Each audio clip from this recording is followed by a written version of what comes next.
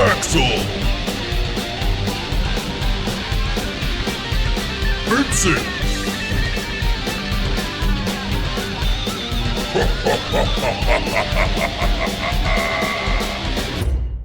So, last session, you found yourselves still in the Afterlife Casino, making your daring escape.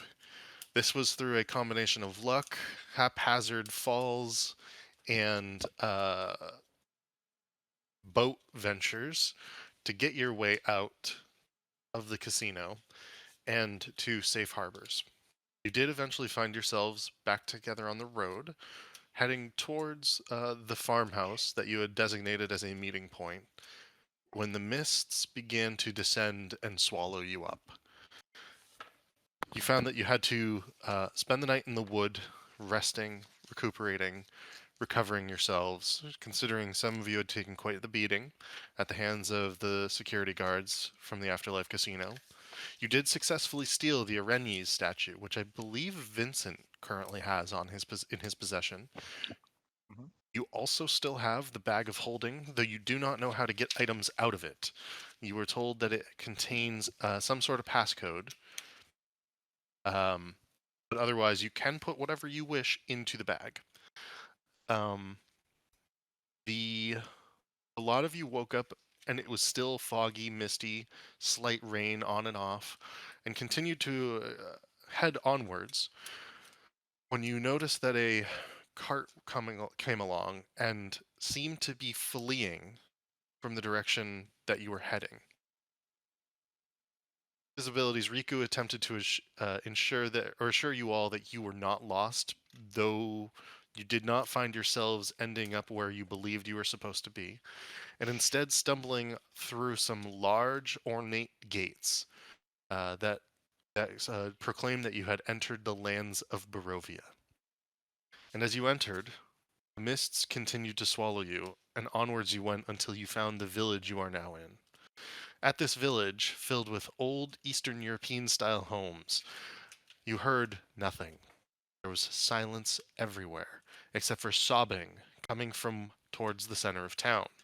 You were able to go into the tavern, during which you saw three individuals who looked similar to those who had been driving the carriage away from this village, sitting at the bar, as well as one man who was in different dress, sadder, more dour.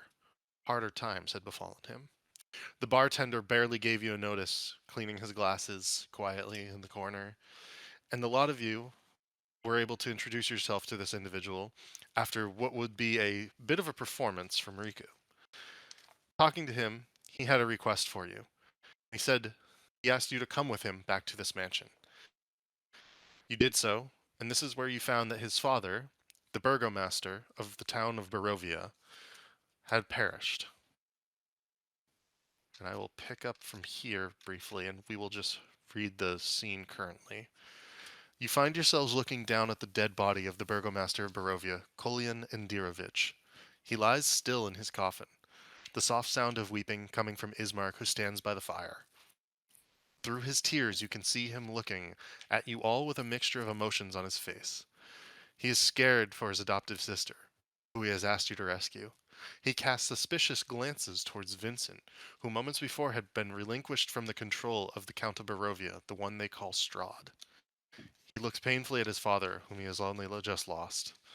Irina sits in the chair near the crackling hearth, the firelight playing across her beautiful face and causing the bite marks to glow off of her pale skin. She looks haunted and distant, but snaps to attention as the silence seems to go on for too long. There's something more I would ask of you. There's something more we need of you. None of the villagers here in Barovia give us the time of day, and they are especially afraid of me.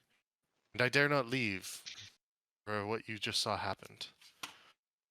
That said, Ismark and I cannot do this, or Ismark cannot do this alone, and I cannot help him. So I would ask you to help him, or for, or to do this for us. It would be to bring the body of my father, our father, to Donovich at the Kirk on the north side of town. My father, he deserves a burial and final rest, one that would be some peace at least. I will prepare to leave with you if you will see me onwards, away from Barovia. You can stay here tonight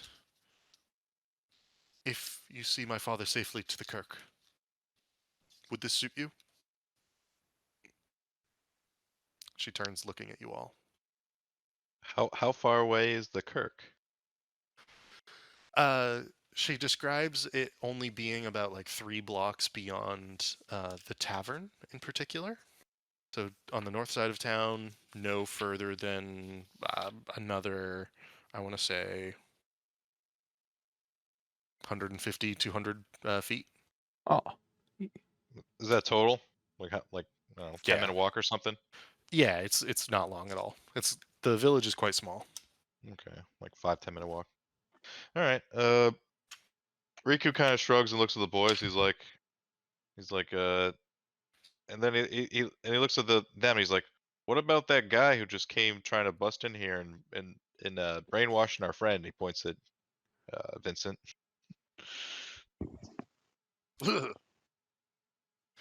They kind of look warily at Vincent and they say, he seems back to his own senses at this point in time. I suspect we will have to contend with the typical nightly assault on the home.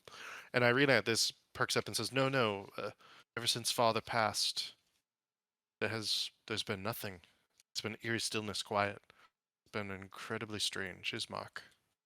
so we just have to escort across the street, right? That's like it's easy. There's surely nothing will go wrong. That's all we're asking. Okay. We've done way worse. If you give us a place to stay tonight, we can at least start there. How about that? I think that would be acceptable.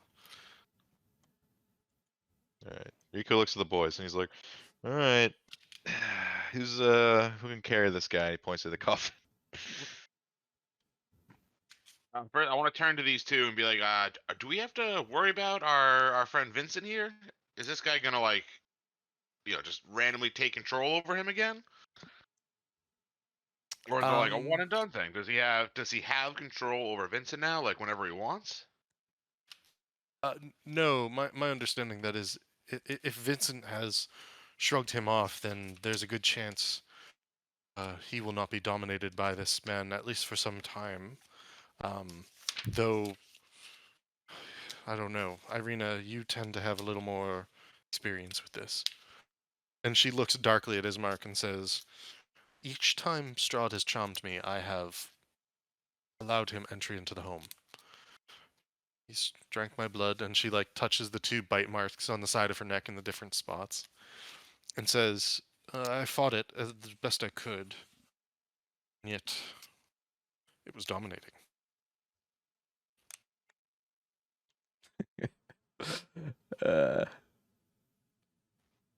Yeah. Well, that. I'll be fine. Yeah. I'll keep an eye. I'll keep an eye on him. Try to keep his blood. My within one his eye. My skin. one good eye. I'm watching him. Well then. So we'll sleep. So before we embark here, I had a question. Yeah. If I were to use identify on the bag of holding, could I perhaps further understand the whatever spell is on it, keeping us locked out? You can attempt to do so. I wish. All right, so Riku would pull out the bag of holding and say, "Hold on, guys, before we leave, let me take a look at this thing. And I want to use identify. Is this the one I can use as a ritual?" Yeah, you can use that as a ritual, I believe. Excellent. Let's do that. So I want to we'll it's gonna. sit here I and think it takes like 10 minutes, right? So- Yeah, I think that's right. So I'm holding up 10 minutes before we leave, and I just want to identify right. the. If it doesn't Bag of work, holding I'll real just slam it with my axe. No. Okay. So you set up on the carpet with the candles around Indirovich's coffin, and you sit nearby sort of doing your own little seance, and some of the flames from the candles actually pull towards you as you cast your ritual. And as you complete the spell, the flames actually forcefully pull towards you and the bag for a moment. and then they go back into place, and the fire had dimmed momentarily, and you see the bag glow, and in your mind you hear, "There's a passcode. What is the passcode? Bumble Branch. This is a bag of holding. This bag of holding uses the passcode Bumble Branch to exit items from the bag." And the voice fades off in a whisper. Okay. So then Riku would utter the passcode. So you can get anything in and out of it, so you wish. Yeah. The bag is currently empty, but it is a normal bag of holding that you have. All right. Add it to the old inventory then. That was easy. Good job, man. Thanks. How'd you Proven get in your- there? What'd you have to say? Bumble Branch. Bumble.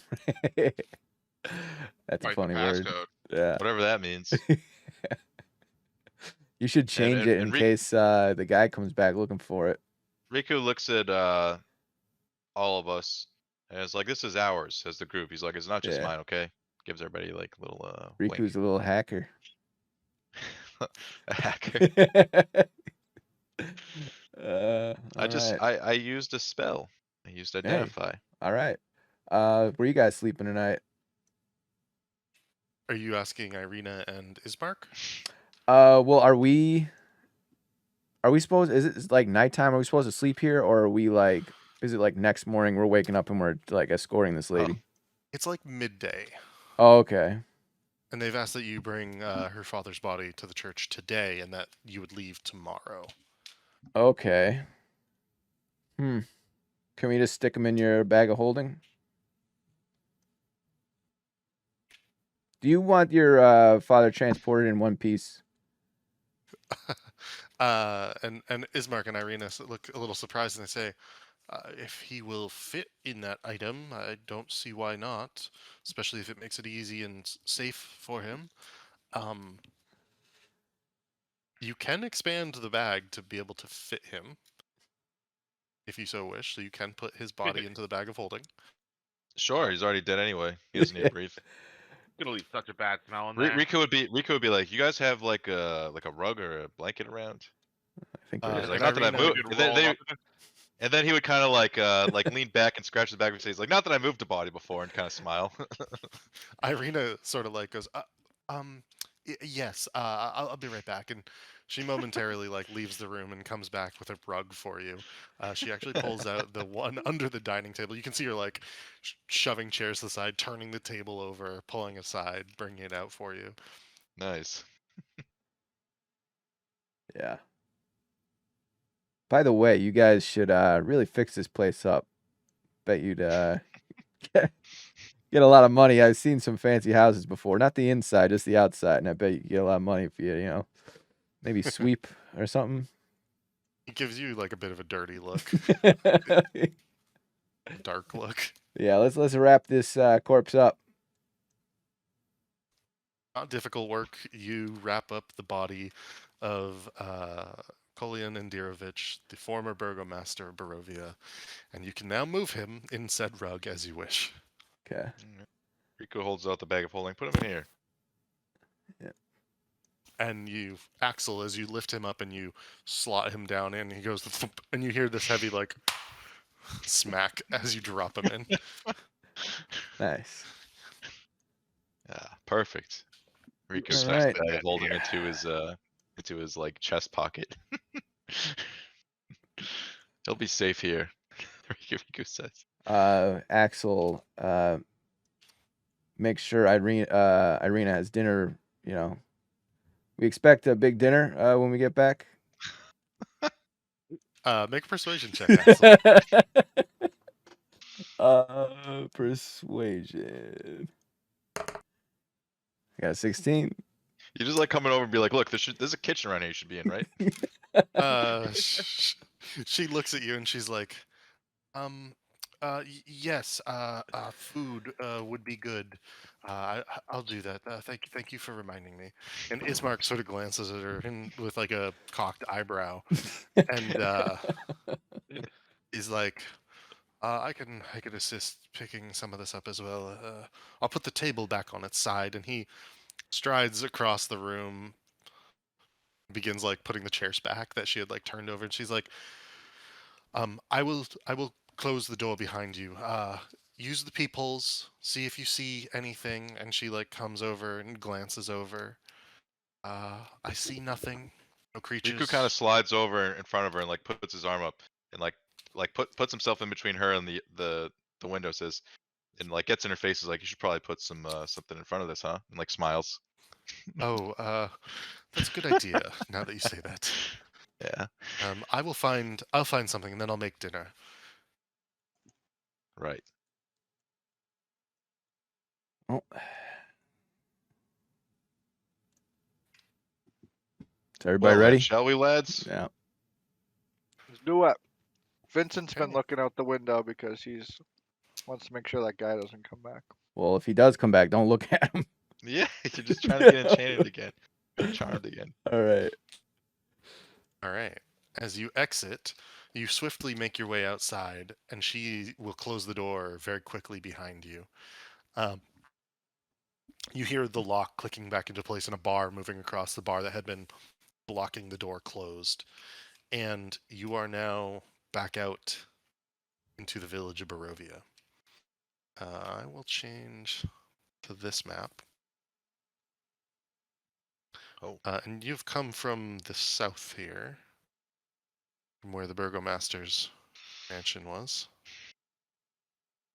What are you doing right up there. there, Riku? The and Burger Vinny? Master. Vinny's on the roof, watching the streets. Let's do this. I I'll do have really good acrobatics. Parkour. bring you down there, Riku. He's rubber banding. What are you doing, Vinny? I'm parkouring on the roof. Can I not control your guy, Riku? I don't know. Let me try. That's weird. Yeah, you can Something's, control. something's happening here. I don't see where it went now. Oh, that's weird. Here, I'll put yours back. There we go. Okay. Okay. And as you begin northwards towards the Kirk,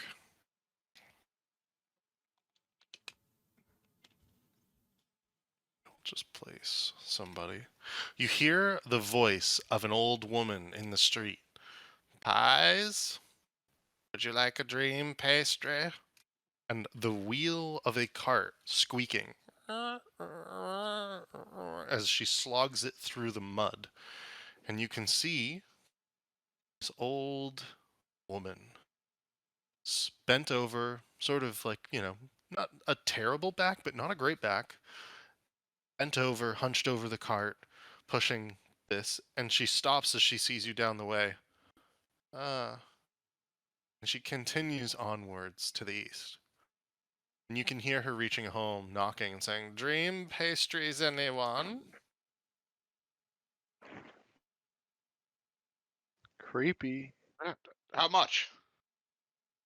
Do you go up to the crossroads and ask her that? Yeah. Okay, we'll bring you up this way. And you Yeah, ask her how much? Cream pastry or dream pastry? Dream pastry. Oh, that sounds even tastier. She looks How at much you for a all. pastry? She will look at you, and she will 1 gold a piece. An entire gold for one pastry? And as I'm you're asking this question, flabbergasted. you see this individual open the door that she's standing at, and he goes, "Oh, yes, here's 2 gold for 2 pastries." And he's this like beat up looking guy, 40, 45, pockmarked skin, long, greasy, dark hair. He's wearing like what looks to be almost like a nightcap, but it's like it used to be a bright orange, but has heavily faded.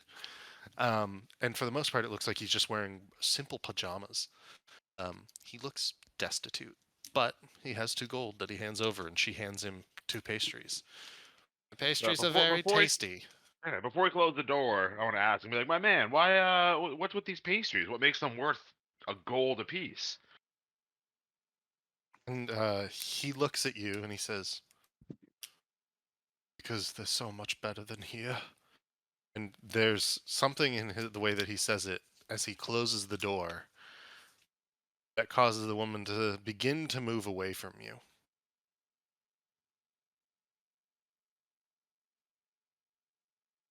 What a weird old lady, am I right, guys? Why don't we continue? Some crack Vincent's pastries. just watching this happen. What's Uriel gonna do? I'm back. I had to walk to my Oh. car real quick. Oh! So last I heard, she was walking away from me. Yeah. Yes. You want to stop her or let her go? I'd be like, oh, like, calm down, man. I'm not trying to start anything. Like, if you're selling hallucinogen masses, I ain't trying to mess with that. She continues. She says, "Good," and she continues onwards down to the next home.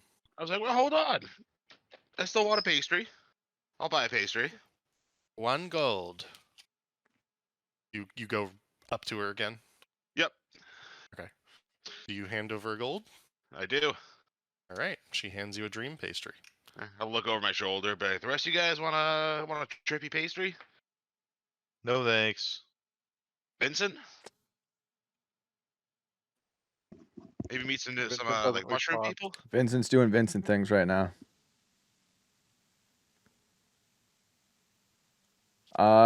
Vincent, what are you doing? Just creeping around back, keeping an eye on Uriel. Okay.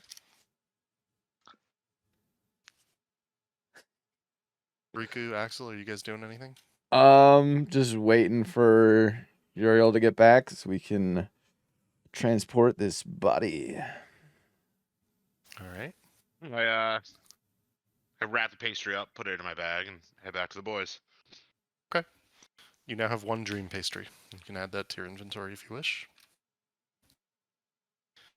As you all coalesce back into the crossroads, you hear her wooden wheel continuing to be pushed across the mud and few cobblestones that are scattered around the street of Barovia.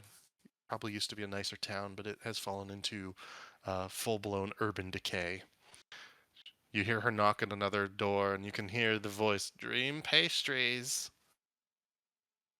The path to the Kirk is north from here.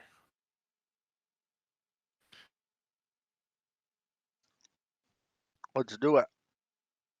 If Riku casts Identify on the dream pastries, would he be able to like identify the individual like ingredients that went into the recipe? Or would it only tell him if it has like magical effects? Let me.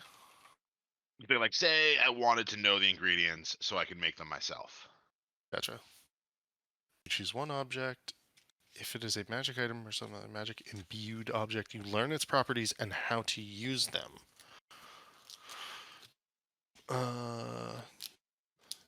If the item was created by a spell, you learn which spell created it. I'm going to say you would not necessarily know the ingredients. Okay. But he would understand what it did. If it's a magical item. Let's think better. Just better not take an attunement slot. Magically attuned to a pastry. Okay. Let's see. So you continue to head northwards towards the Kirk? Yep. Okay. I will skip ahead.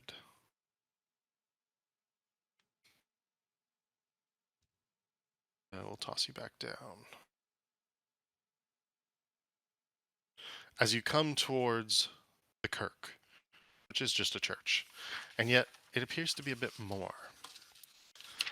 As you approach, Atop a slight rise against the roots of the pillar stone that supports Castle Ravenloft, high above in the clouds, the mist, and the fog, stands a gray, sagging edifice of stone and wood. This church has obviously weathered the assaults of evil for centuries on end and is worn and weary. The bell tower rises towards the back. Flickering light shines through holes in the shingled roof. The rafters strain feebly against their load. There is clearly some sort of gated cemetery in the backyard of this church. Okay. And Looks did they like we're want the here. body in the church, or do they want us to bury it? They asked that you bring it to Father Danovich in Oh, particular, okay. and that he would help give it a final resting. All right. So is the front door the side we're closest to? Yes, that is right. But the heavy wooden doors of the church are covered with claw marks and scarred by fire. You Ah. can see that in front of you. Hmm. Well, let's check this out. All right, let me just switch over to this one. Oop. And as you stand in front of the door and open it,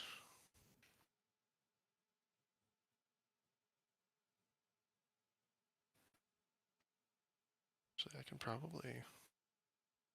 Ah, excellent. And as you open it, you can see quite a bit. But the church opens into a hallway. The doors open to reveal a 10-foot wide, 20-foot long hallway to a brightly lit chapel. The hall is unlit and reeks of mildew. 4 doors, 2 on each side of the hall, lead to adjacent chambers. You can see that the chapel is strewn with debris, and you hear a soft voice from within reciting a prayer. Suddenly, the prayer is blotted out by an inhuman scream that rises up from beneath the floor.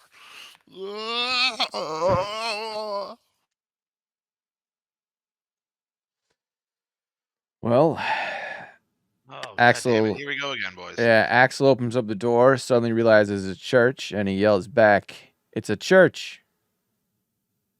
And there's some funny business going on in here. You know anything about churches, Uriel? Let's see. I am proficient in religion.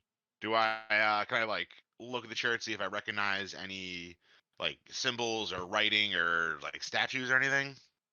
Yeah, totally. Go ahead and make a religion check. 6. There is something familiar about the symbology. Do you follow a specific god in particular? I think you sent me like the name of yeah, here it is. Shantou, Shantu, Gotcha. Gotcha. a Runian goddess of life and bounty. Gotcha. Yeah, you don't recognize the specifics of the markings. You would guess, however, that they are older than typical religious markings across the past few centuries, meaning that whatever these come from may be of a deity you know more about, but that you don't recognize it at the moment. So I turn to Vince and I'm like, oh, looks kind of familiar, but this building is ancient, man. Yeah. Why don't you take point on this one, Uriel? I puff my chest out. Sure, you got it. Go step in front. How big is this church? Yeah, once I step inside, I'd also want to use one of my charges of divine sense Okay. to do like quick divine sense, like ping the church. See if I let's see, what is it? Sense anything affected by the Hallow spell. I can detect good and evil, and I know the location of any celestial, fiend, or undead within 60 feet that is not behind total cover. That is not behind total cover. Okay. So there are no fiends. How long does this last for as well? Just until the end of my next turn. So it's Okay. like a one and done. You don't sense anything, and it is this church itself is hallowed. And what does hallowed mean? Let me check. Like in the world of D&D. So hallow is, I believe, it's a spell actually. Yeah. So hallow is a spell. You touch a point and you fuse it with holy or unholy power. In regards to the church, it has been hallowed, meaning that celestials, elementals, fey, fiends, undead cannot enter the area, nor can any such creatures charm, frighten, or possess creatures within it. Any creature charmed, frightened, or possessed by such a creature is no longer charmed, frightened, or possessed upon entering the area. You can exclude one or more types of these creatures from this effect, but you can tell, Uriel, that it specifically works against fiends and undead. Okay. You cannot be frightened. Bright light does not fill the area, but magical light does give off light within the church itself. And so you notice that as you are entering, the candles seem brighter than you would ever have expected them to be. You also can tell that there is an energy protection against piercing damage within this area. Okay.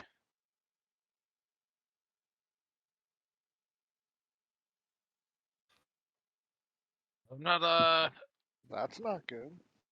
right, yeah, that's what my weapon does too, piercing. Well, I think we're seems to be clear for now. This church seems to have a like a protection against undead and fiends. So I think we should be safe in here. Okay. Do you venture in further? I do. Okay. Yeah, shield up, start like moving forward. Yeah, go ahead and Spear ready. Equal yeah, up. place your characters where you would like, and I can begin to, show more of the map. So I move up here. Okay. I'd approach this like table. Gotcha. And as you do so, you finally make out the figure making such a racket in the background. There is a man, and let me get the description for this. All the doors are closed, mind you, of the hallway, but in the chapel, this chapel is a shambles with overturned and broken pews littering the dusty floor. Dozens of candles mounted in candlesticks and candelabras light every dusty corner in a fervent attempt to rid the chapel of shadows. At the end of the church sits a clawed-scarred altar, behind which kneels a priest in soiled vestments. Next to him hangs a long, thick rope that stretches up into the bell tower. As you approach, you can hear quite clearly beneath you a young man's voice cry out, "Father, I'm starving, Father!" I'd move forward and be like, excuse me. I don't mean to interrupt whatever is going on here, but we're looking for Father Bennington or whatever his name was. Father Donovich. Father Donovich? And he, Are this you man he? as you approach the altar and look over this scarred, scratched altar, you can see that this man in religious vestments is kneeling on the floor over a holy book, whispering hoarsely, chanting the same prayer over, and you catch the name of the Morning Lord. Roll a religion check, Uriel. Oh, I got 4 this time. Getting better. Again, Damn you it. don't recognize this specific deity, but you hear him saying, "Morning Lord, please provide light. Morning Lord, please provide light. Morning Lord, please provide light," over and over and over in this fervent, feverish, hoarse whisper. And as you say this to him, he looks up at you and goes, "Don't go downstairs, Father. Morning Lord, please provide light. Morning Lord, please provide light. What are you here for? Oh, we have a delivery. Delivery? Riku, do you have our friend? Oh, what was the guy's name? Kolian Indirovich. We have the body of Kolian Indirovich. At this, he literally is in the midst of saying, Morning Lord, please provide light, and stops halfway through and looks up you and says, The Burgomaster? He's dead? Indeed. The one and Hmm. only. Dark days indeed. Why you bring him to me? His children asked us to bring him to you. Ismark and Irina. Tragic. Indeed. Tragic. You would like me to help bury them? Is that correct? I believe that was their intent. Yes. We can do this. Give me 1 second while I check something here in the book. They'll be like, oh, Riku. I'm gonna tell my my companion who has the body Yeah. to come over here so you can inspect the body. Then Rik- go over to Riku. And before like doing anything else, I like whisper in his ear, like he's hiding. This guy's hiding something in the basement. Maybe when he's not looking, one of us sneaks down and sees what the hell's going on down there. As you do this, he stands up and he steps forward from around the altar and says, he actually grabs the book up off the ground. He says, we should do this quickly. I would ask that you assist me in digging the grave out back. Sure. Love digging a good grave. Come, follow me. And he begins marching out back. We must do this quickly. Give the Father and the Morning Lord praise. And he is Praise just to the Morning Lord. All right. I guess Riku and Vincent stay here and figure out what these noises Uriel was hearing are about, and I'll go help Uriel dig grave. and he's just marching. He's just like aggressively marching out back into the cemetery at this point. As he does so, he will pick his plot. Typically, the burgomasters receive better tombs, as you can see, and he's like pointing them out. We have no time for this, however. He comes over here to a nameless headstone, and he says, "This one shall do. Dig here," and he points to the ground here. And he's like, "I will go fetch shovels." Back to the other two. What are you doing when you are left alone in the church? Jiggling this door handle. Yeah. Which one? So there's 4 doors. Here, here, here, and here. This one. Okay. In that one, you would find it opens without issue. This dirty room contains a wooden bed with a straw-filled mattress next to which rests a small table with an oil lamp burning brightly on it. Mounted above the bed's headboard is a wooden sun-shaped holy symbol. Otherwise, there is really nothing of value except for a pile of clothes so far as you can see within this room. Have I been Alright. muted for a long time? Yep. Yeah, Sorry. it's all good. What are you doing, Riku? I was talking to myself apparently, but uh, I was looking to see if there was a trap door around here, perhaps behind this area. Make a perception check. Vincent, do you Sure. open the next door? Yeah. Okay, If that was a bedroom, I wasn't going to investigate it. I was just going to peek in. gotcha. Same for this one. This dirty, lightless room contains a wooden bed with a straw-filled mattress. Mounted above the bed's headboard is a wooden holy symbol. There are not even rags or piles of clothing in this room. In regards to the perception check, just make sure I'm on the right page here.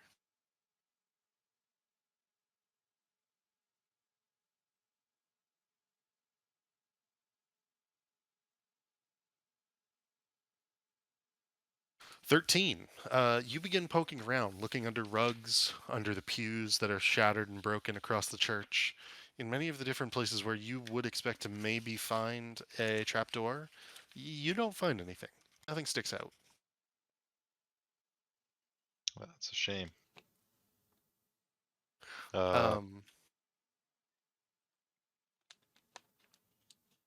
Go back to Vincent, Vincent. see what he's doing.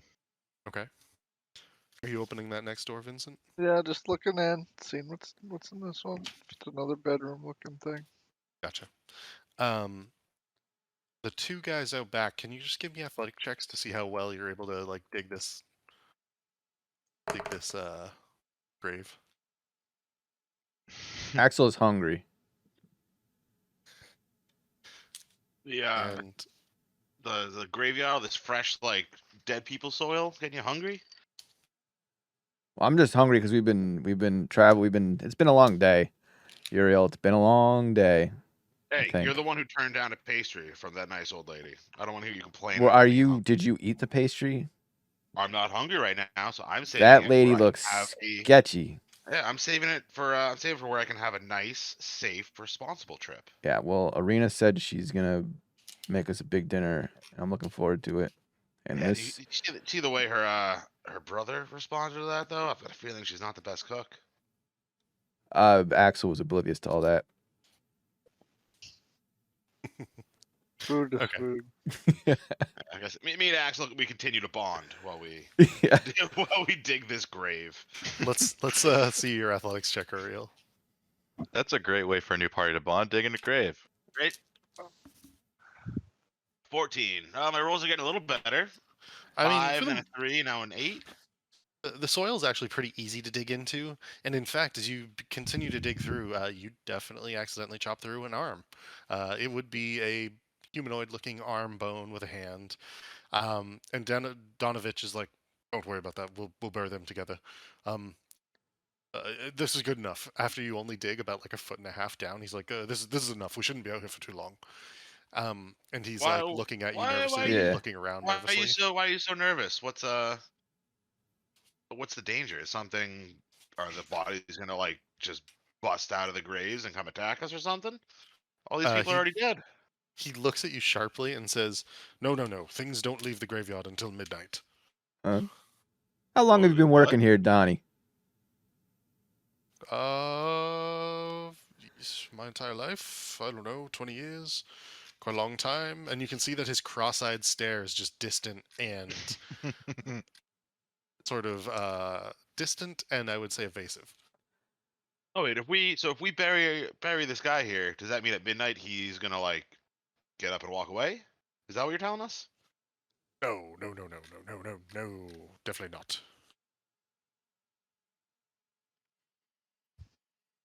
Which are the graves that they get up and walk around at midnight? Is this like a night at the museum situation? They come Oh, alive so- every night? Sorry, you've not been in Barovia for less. You've been in Barovia for less than a day. How do I put this? And you see him thinking, pondering for a moment. And he says, "Every night at midnight, spirits of dead adventurers rise up out of the church graveyard, forming a silent procession as they walk the road towards Castle Ravenloft." And he sort of like points back up over his shoulder towards the pillar of Ravenloft. And as he says this, you can see a slight parting of the clouds, and above, dominating the village of Barovia from on high, is quite clearly an enormous castle. The mist and the clouds come back, the rain continues, and he says, "These spirits, they don't do anybody harm. They aren't evil, they aren't harmful. They just march towards the castle every night. Come, that's good enough. Put the body in the grave." All right. All right. Back to Vincent. Vincent, you open that door? Yep. In this room, you find the following. Ooh. Bum bum bum. Time and neglect have punched holes in the ceiling of this moldy room, which contains a few broken roof shingles amid puddles of water. In one corner, set into the floor, is a heavy wooden trapdoor, held shut with a chain and a padlock. As you open the door, you can hear screams of anguish below. Riku! I think there's something you're gonna Yeah. see over here. Uh-huh. What am I looking at? And he points in the room. Oh. My, Yes. my. Splashing through some of the small puddles, you enter the room, Riku. You can hear below, I'm so hungry. And then Riku gestures to Vinny and is like, you've looked in both these rooms, right? Yeah. Check the other room real quick. Yeah, Riku jiggles the doorknob, see if it's unlocked. Okay. It is. It is an office. An old desk and chair stand against the south wall, a wooden holy symbol mounted above them, a sunburst. A 10-foot-long iron rod attached to the northern wall stands bare, suggesting a tapestry once hung there. Against the far wall stands a wooden cabinet with four tall doors. Riku looks through everything for something valuable. Make a investigation check. Look for a key. He's looking for anything that would stand out, like, valuable key, yada. Yeah. Make an Diamond, jewels, investigation gold. check. Let's see. And Vincent's gonna whisper down there at the trapdoor and say,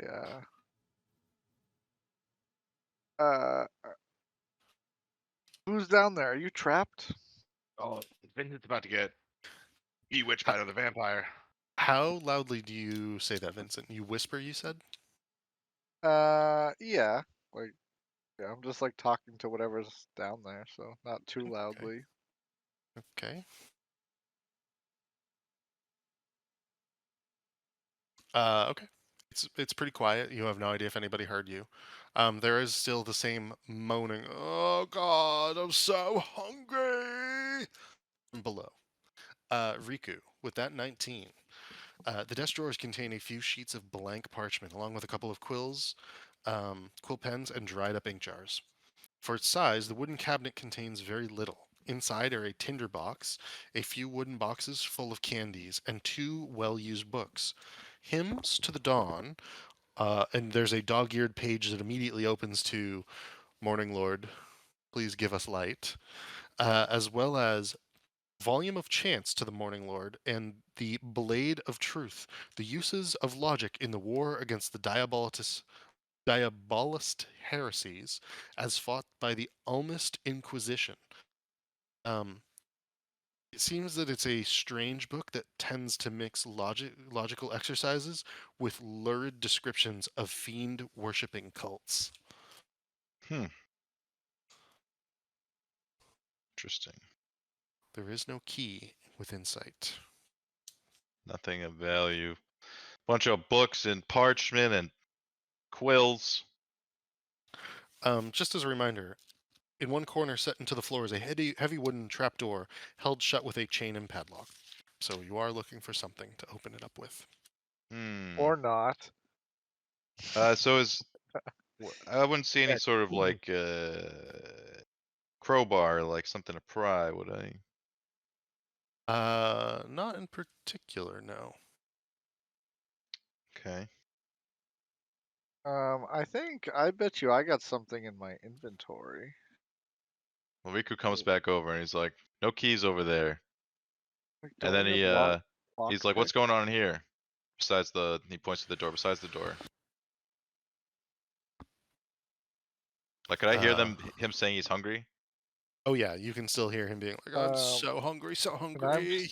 And I'm still, I feel like, need to figure out. Riku walks up to the door and then like stomps on it a few times with his boot.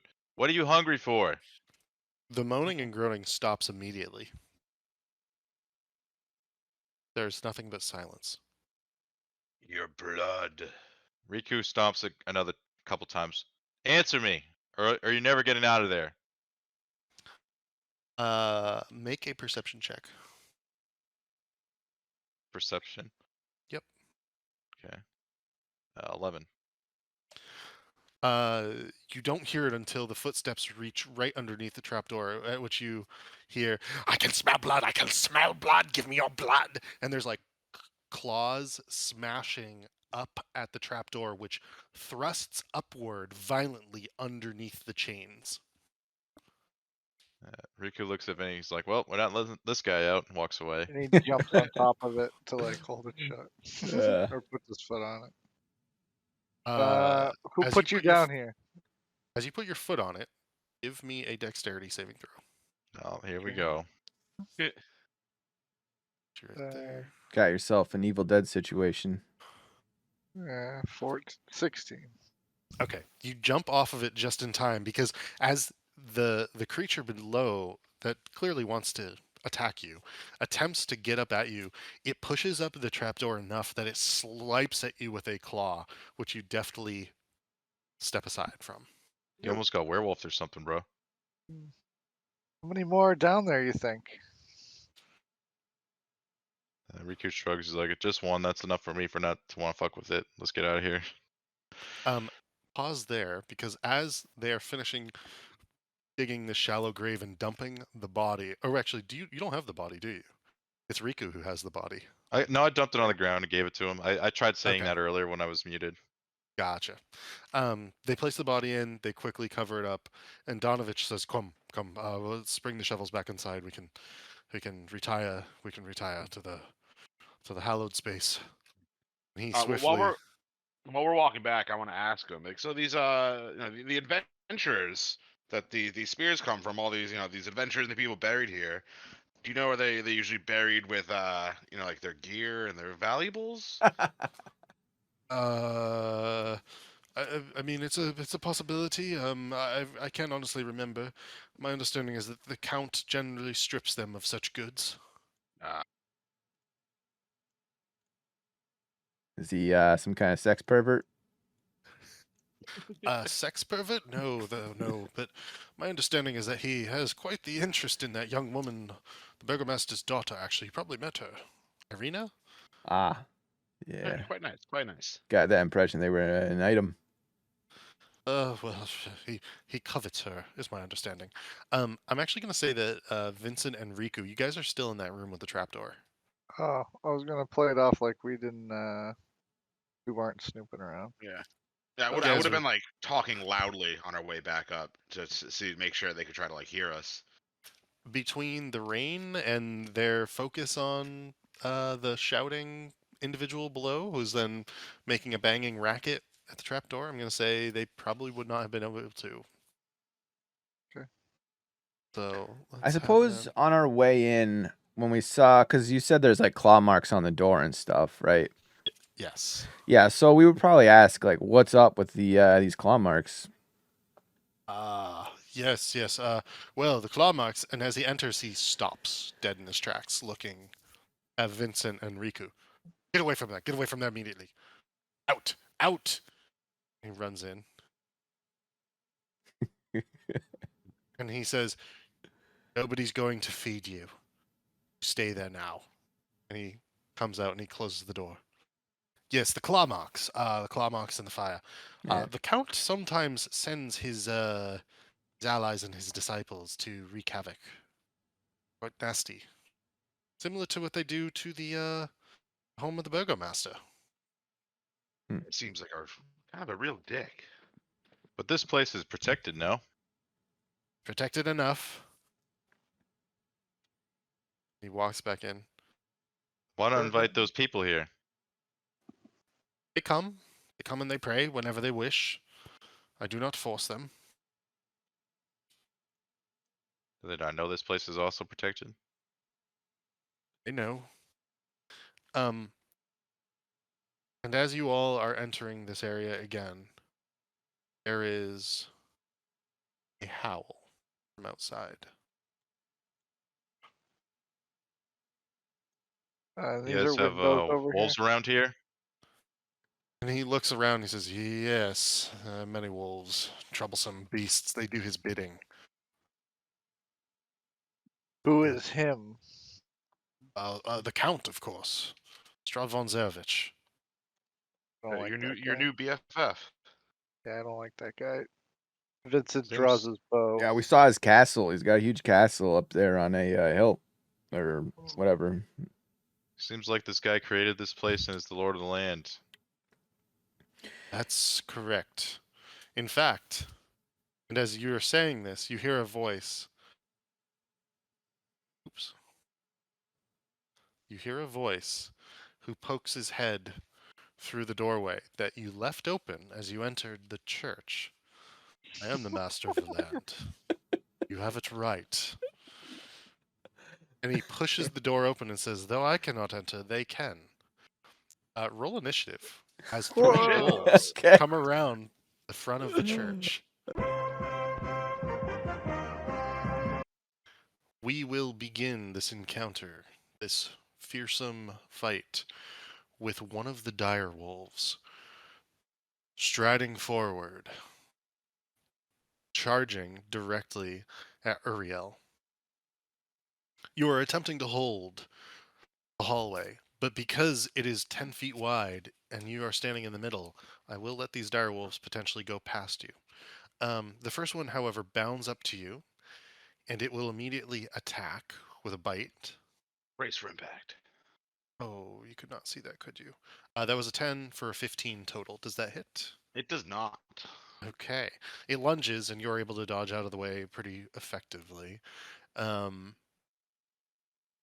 it comes forward, another one will rush up. This one is going to be B. This one will be A, and that one's the direwolf. This one will also attack, but it gets advantage because they Ooh, have pack tactics. goddamn dogs. 15 again is a miss. So both of them will bound in, and you will then take your turn. All right. Let's see. What spell do I want to use for this? Burning spells right away on dogs. So I was gonna use one of my spells for this encounter. I'm thinking I'm just doing I'm my just kidding. Do whatever you want, man. I think I'm You're gonna supposed to do count my damage bonus one. Yeah, so I'm You gonna gonna use my smite? bonus action to cast Divine Favor. What's that do? Gives me an extra 1d4 radiant damage on hit. So it's kind of like a smite. Yeah, it's like a super mini smite. And then, are we, me and Axel, still holding our shovels that we brought in? Yeah, you would probably still be holding a shovel. I would say if you wanted, you could have dropped it and taken out your weapon. And also, when I did, what was it? Divine Sense to find out about the Hallow spell, would I have known that it, like, gave resistance to piercing damage, or do I just know that Hallow was cast on this area? Hallow has been it's on the church, specifically the chapel, but like Strahd cannot enter the church. I mean, like, Well, because you said it gave, pier- because one of the extra piercing things it damage. does is, like, gives, Oh, whoever's right. inside of it, like, resistance to piercing damage. Would I have known that much? Yes, you would have. You would have been able to sense that much. Okay. And in particular, it is allies of Donovich. So us and not them. Oh, so the enemies don't get it, just us. Yes. Correct. Yes. Yes. Nice. All right, in that case, I am going to, let's see, the first wolf that tried to attack me, I am going to attack him with my Iklowa. God damn it. 12 to hit. That is a. Sorry, I just added something to the encounter. A 12 is a. Did you go for the wolf or did you go for the dire wolf?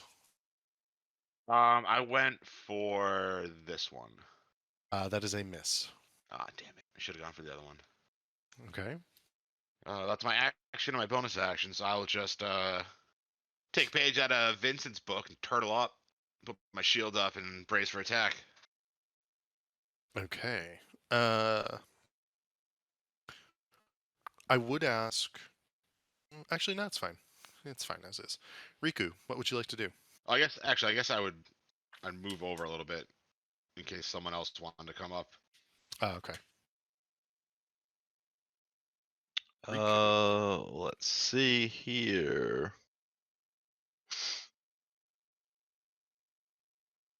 I guess since I have an extra slot, I well, first things first. Let's do this. Riku rounds the corner and is like, "Oh shit, got some wolves." He points at his man Axel and says, "You get in there," and gives him the old bardic inspiration. That's a bonus action, right? Yeah. Yeah.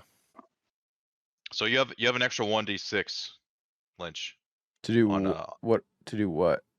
on a roll. So like on an attack roll if you want. Okay. Okay. It's I it think can it's be a- used for ability check, attack roll, or saving throw. Okay. Bardic Inspiration is the most versatile thing in the game. Okay. very good. Okay. We got an idea.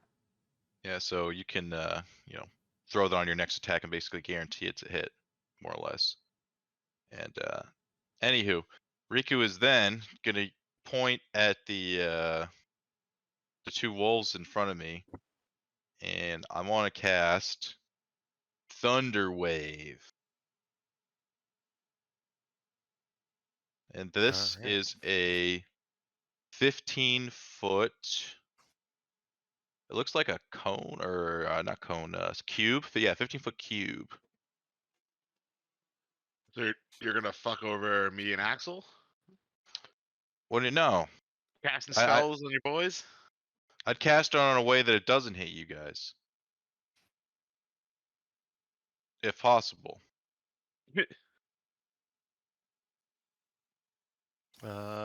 What is the distance on it?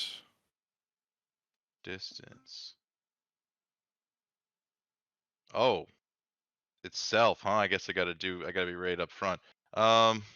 Shit. Well, that changes things. Yeah, I guess I go right up next to Uriel. Screw it. Got your back. And cast Thunder Wave.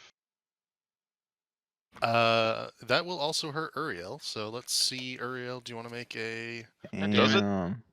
How does it hurt him? What does it say? It doesn't say allies, does it? Is it like a 360 thing or is it a cone? What are you? No, how- it's a how- what- cube. A cube. Oh, a Oh, cube. a cube in front of you. Okay. Yeah. Gotcha. Okay, so it would only go basically to the door. Yeah. Okay. 15-foot cube originating from you. I don't know. I think it sweeps out from you. I think it's like a. I think Yeah, it's I a always big read old- it as like an area of effect with you at the center. Yeah, I think it's like. Oops. Not like that. I think a 15-foot cube is going to be something like that. Okay, well if I knew it would just like hurt everything around me, then I wouldn't use it. Okay. Well then Cube. I wouldn't. That seems really strange to me. It is Alright, kind of strange.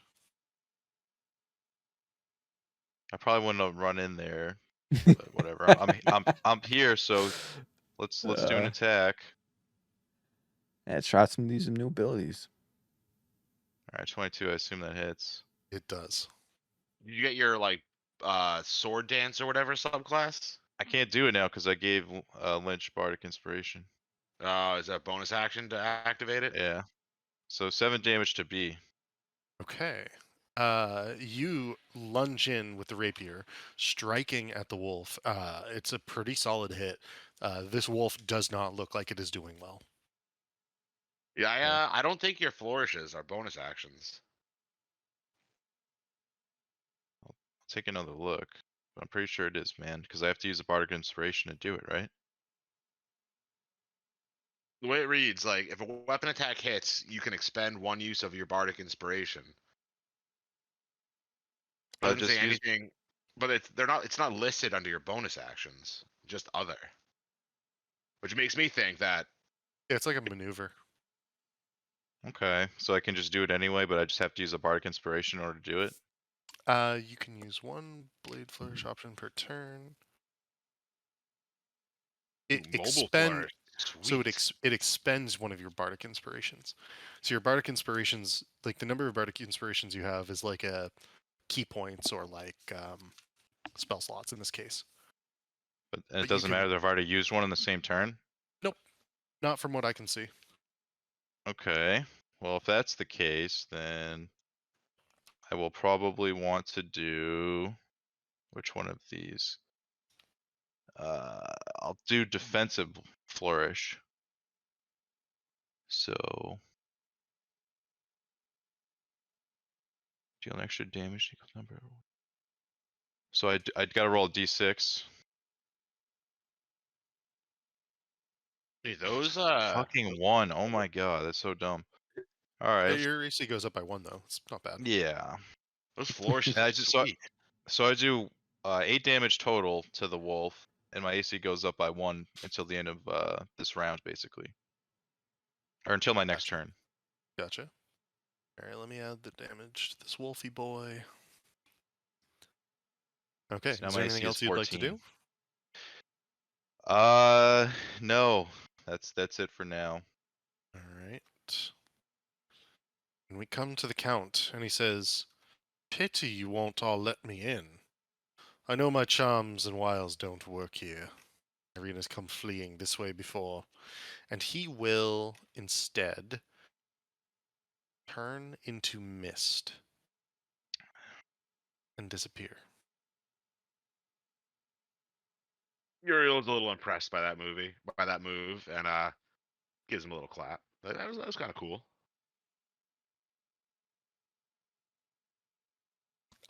Go ahead, Vincent. All right, Vincent's gonna hear the commotion because he's looking out the. These are windows, right? Where he's looking out. Yes.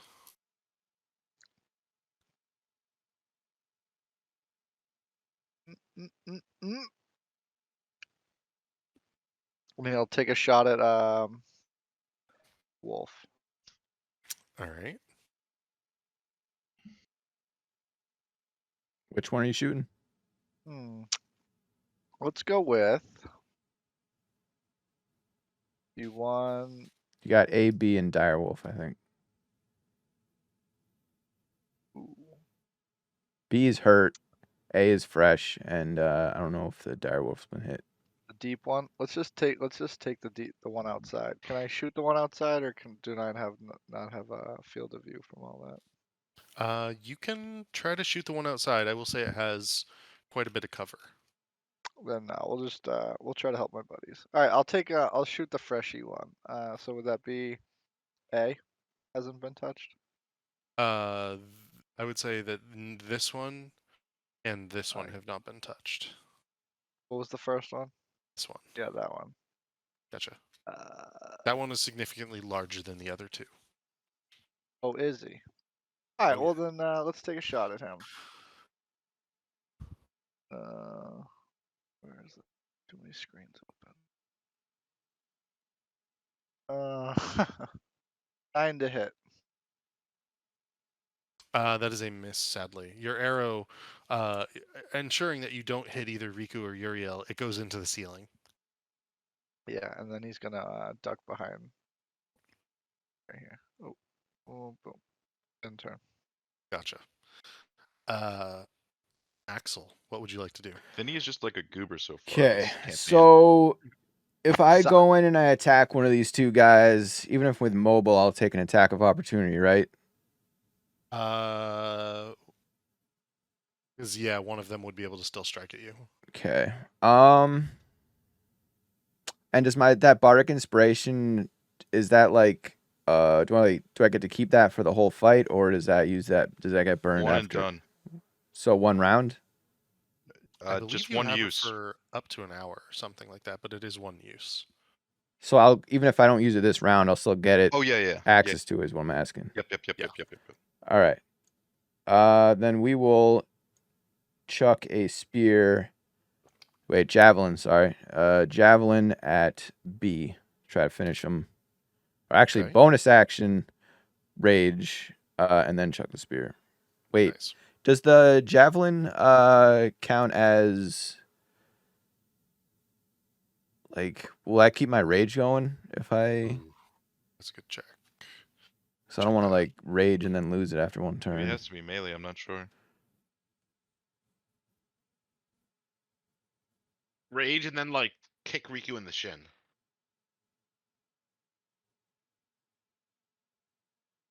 Yeah. Yeah, I think it has to be melee or have to get attacked. So we won't rage. We'll just Okay. throw a spear or a javelin. No, it's just attacked.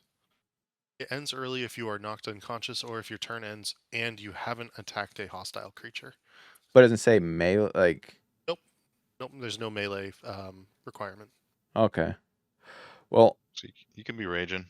okay. Then I guess I'll do that. Raging Cajun.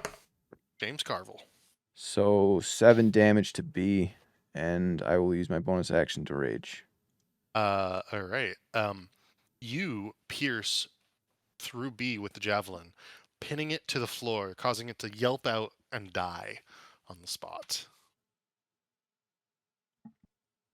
Nice shot, says Riku.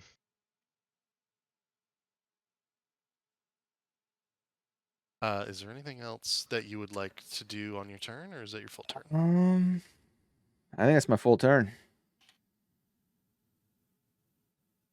Right. That brings us to the last wolf.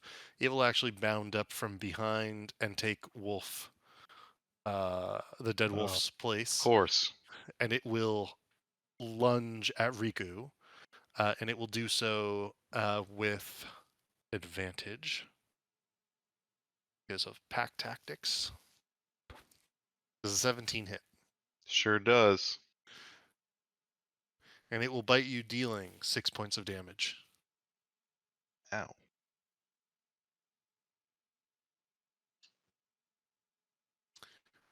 This will bring us to Father Donovich, and he will yell, "Be gone with you, evil creatures!" And he will cast Bless. Nice. Ooh.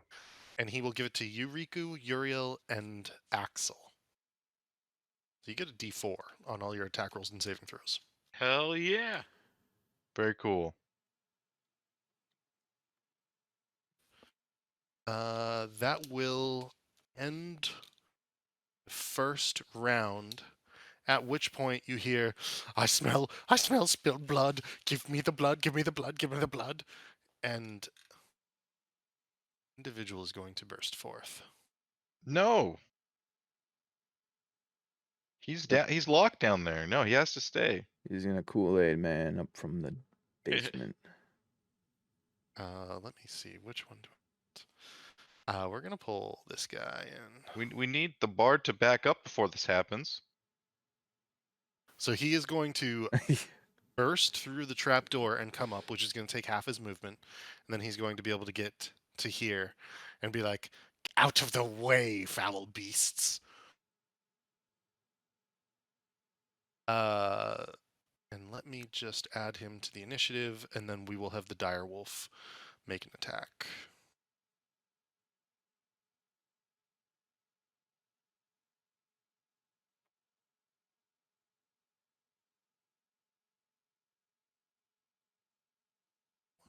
Moment.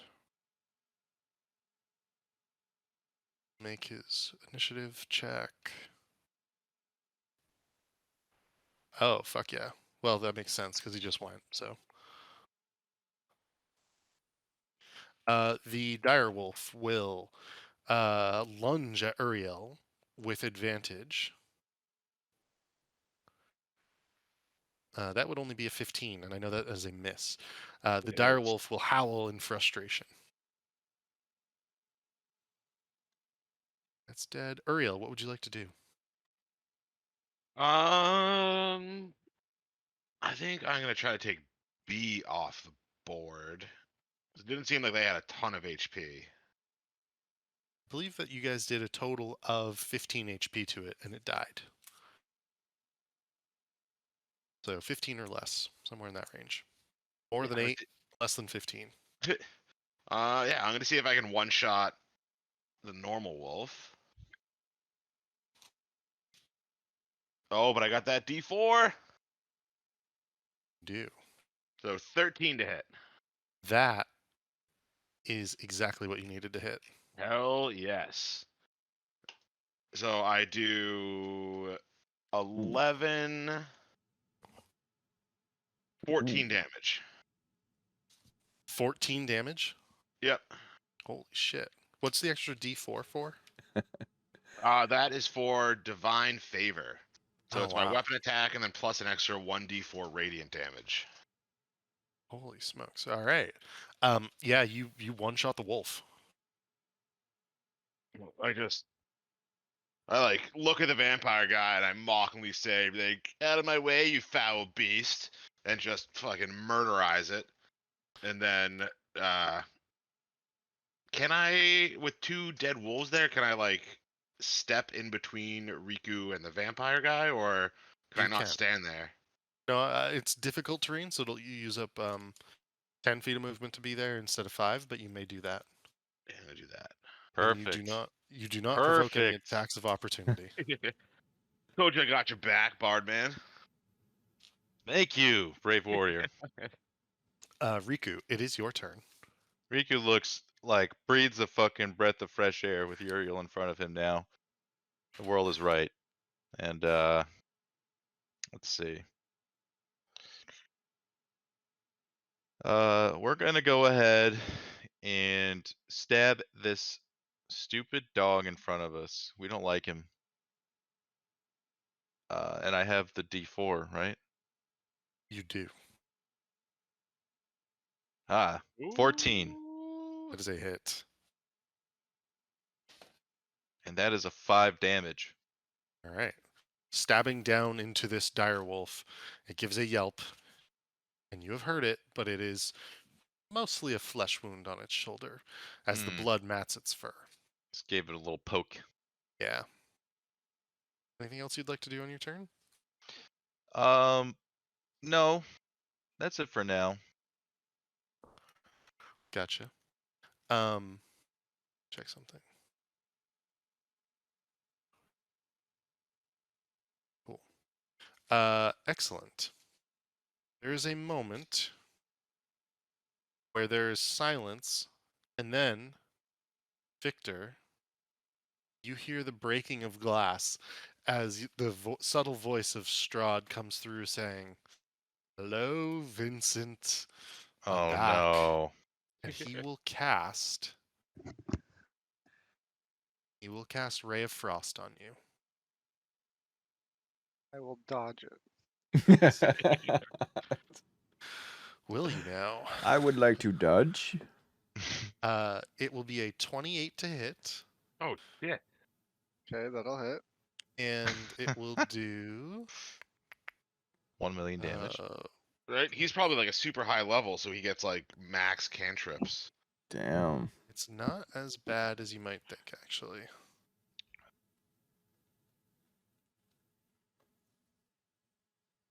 It will end up doing 16 points of damage. Oh, Actually, it did max damage. Yeah, that is pretty bad. That is as bad as we would think. Yeah, Okay. right. I need a And medic. I need you. Oh, your speed is reduced by 10 feet on this turn. And so your legs are slightly frozen to the ground as he casts this on you. Ugh. This How much health do you have now? Down to 12. Well, that's pretty good actually.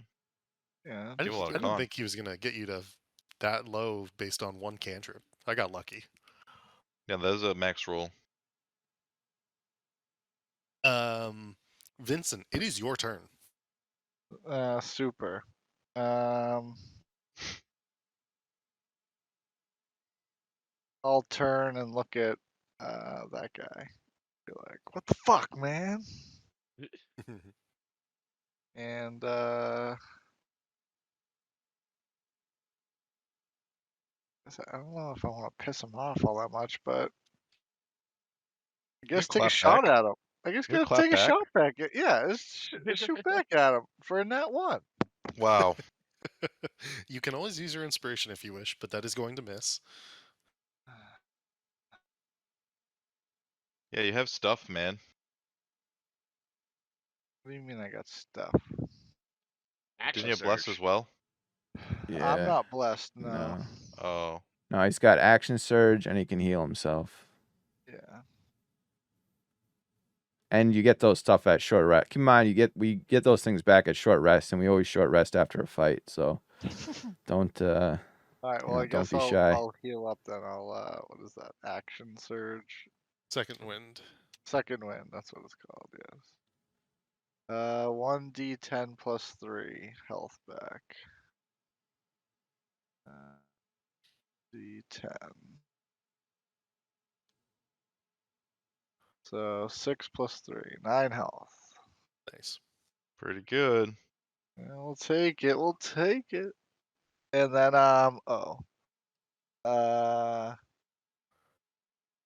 yoink. Yeah. And you rip Maybe- your legs free of the frost that is tying them to the ground and leave a trail of cold turtle feet prints behind yourself for a moment as you enter this bedroom. And then I would yell, boys, he's coming through the window. And hide. Okay. Surprised that Axel. the turtle isn't like weak to frost damage.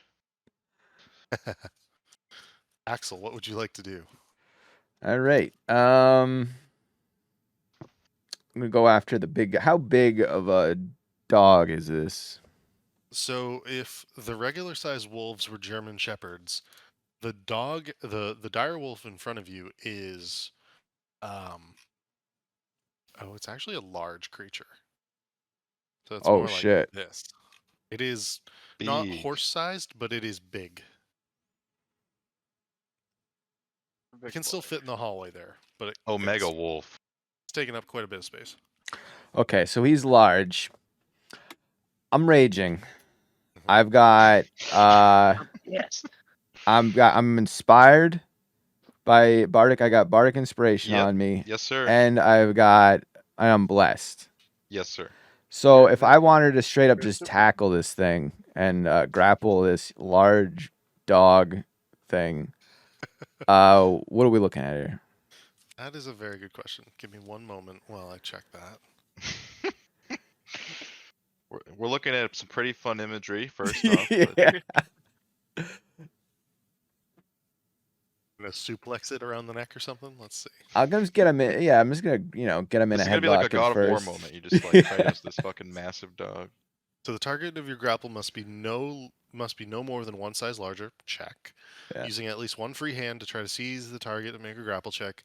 You can use a athletics check, and it will do an athletics or acrobatics check in response. So go ahead and make an athletics check and see what that gives you. Okay, and I Actually, get you that make that at advantage because I'm technically. raging. Yeah. Yeah. Okay, so 23 plus. I'll roll my bar. You're good. You're good. It's 12. Oh, so I don't even have to spend it. Okay. Yeah. So let's try to I want to try to choke him out. I don't know if that yes, I would like to render this dire wolf unconscious by choking him. All right, give me a moment. Yeah. So I know usually we do like a series of like athletic or grapple rolls whenever I try to choke something Yeah. out. Yeah, that's definitely going to be like 2 or 3 rounds of attempting to choke him out. Yes, I would like to. Just wanted to Oh, I like squeeze the this. life out of this thing. Yeah. I like would, this idea. So every time you win a grapple check against him in this manner, you'll do unarmed strike against him, but for each extra round, it's going to double the amount of damage. So the first round would be normal unarmed strike, second round would be times 2, third round would be times 4, fourth round would be times 8 your unarmed shit. strike damage, with the idea being that you're like squeezing the life out of him. Okay. So should I do the unarmed strike damage now? Yes. Or okay. Yes, and then you'll do, if you maintain this check, you can do it again and again, basically. Okay. So 4 within- to start. Yeah. So next round will be 8. The round after that'll be 16, 32, so on. Okay. But that is going to definitely be your full action. Yep. You have a bonus or movement, or are you good? I think I'm good. Just raging with Okay. this direwolf on its chokehold. And you see, what is your weapon normally? My normal weapon, my default weapon is a great axe. Okay. And so you threw a javelin at it. You didn't have a weapon in your hands, and that's why you were able to do this? Sure. Okay. No, I mean, I didn't know if you dropped the great axe or if you just, like, charged at this creature. Oh, we doing some cinematic shit right now. Gotcha. And so you all see you all see Axel lunge forward and grab onto the direwolf with his arms over the wolf's like neck and shoulder, so that he's holding the snapping maw facing back towards Donovich, and he's actually kind of backwards, and you're basically like doing like a what's that wrestling move? A where, like, sleeper they- hold, Yeah, exactly. rear naked choke kind of thing. Yeah. Exactly. But to a giant direwolf. That wolf is dead. Donovich will look at. I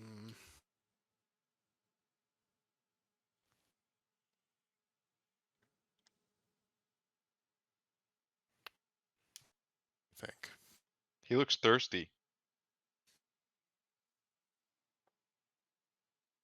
Donovich will run up and use Cure Wounds on.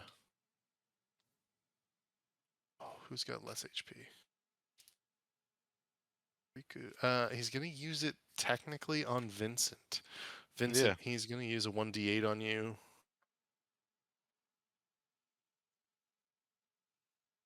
And he will give you a total of 5 HP back. Doink. And that's Donovich's turn. The direwolf will attempt to get out. So before anything else, it will attempt to free itself. It will make an athletics check. Go ahead and make an opposed one at advantage. We rolling? Oh yeah, 19. enough. It cannot free itself. It will make an attack against you at disadvantage because you are Okay, holding on to it okay. like this, That's Snapping fair. at you. That's fair. and it will fail. And that will be its entire turn. It can't flee the area. It can't get out of your hold. But that brings us to the vampire spawn. And you hear him saying, "Father, you should have just given me some blood. Give me blood." And he will lunge at Uriel. Oh, nope. No, he won't, actually. He will spider climb. Oh shit. He will Gross. spider climb up the wall. And so Riku, Uriel, you both get attacks of opportunity, but he will try to get around here to Father Donovich. All right. Swinging my rapier.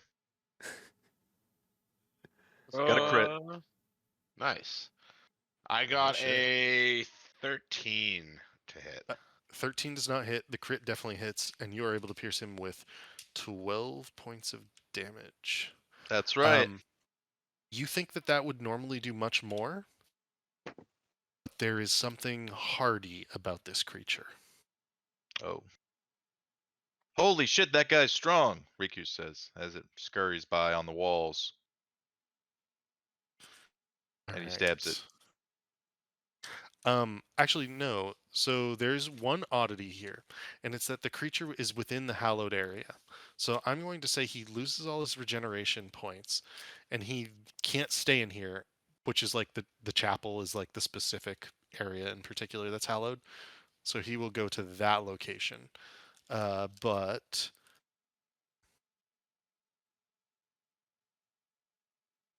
take that damage, and then he will. Oh gosh, what is he gonna do?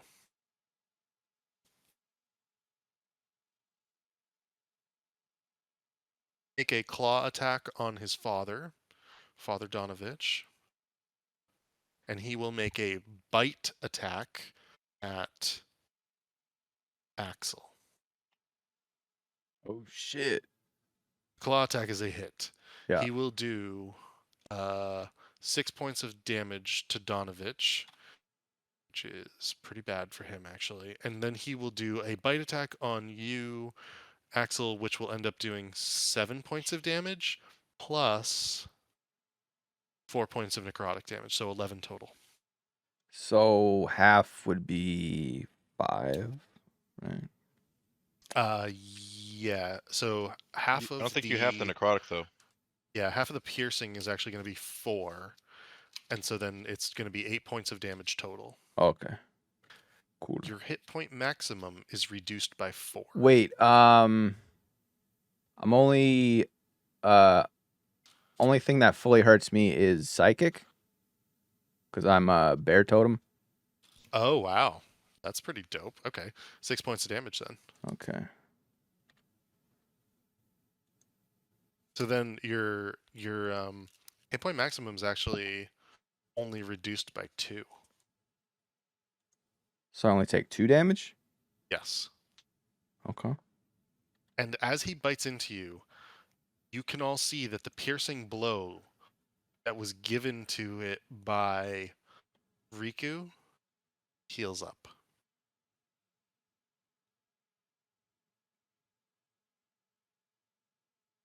That will be its turn.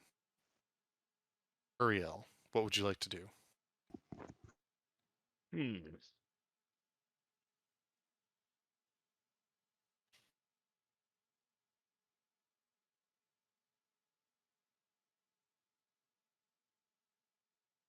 Let's see.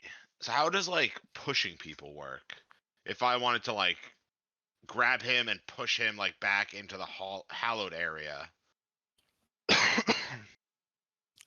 It would be an opposed grapple check, so athletics versus athletics or whatever for him. All right, I'm gonna do that. Okay. I don't think I have any like good bonus actions I can do.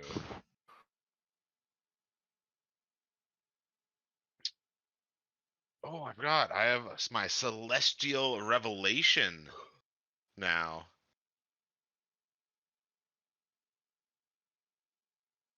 I don't think that would help me in this situation. So yeah, so I'm gonna see this guy being all super badass, and I am gonna try to like grapple and push him back into the hallowed area. Okay.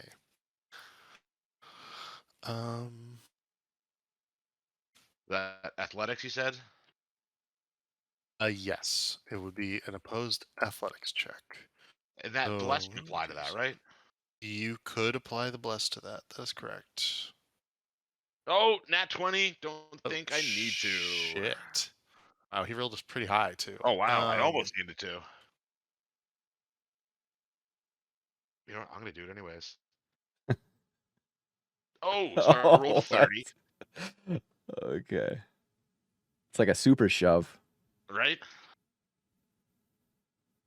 So I'm just looking something up because this question is like coming up a bunch. Yeah, I think that's the first time I've ever rolled a 30 on something. All right. There's not a good answer for this, but I'm going to make it up. Okay, so you begin to push him into this hallowed area, and he holds his ground, but then you just put your shoulder right into it, and you can see this barrier, almost like a burst of sun, like a sunburst, sort of, as this magical barrier appears, and you shove the creature through it. As you do so, go ahead and roll 3d8.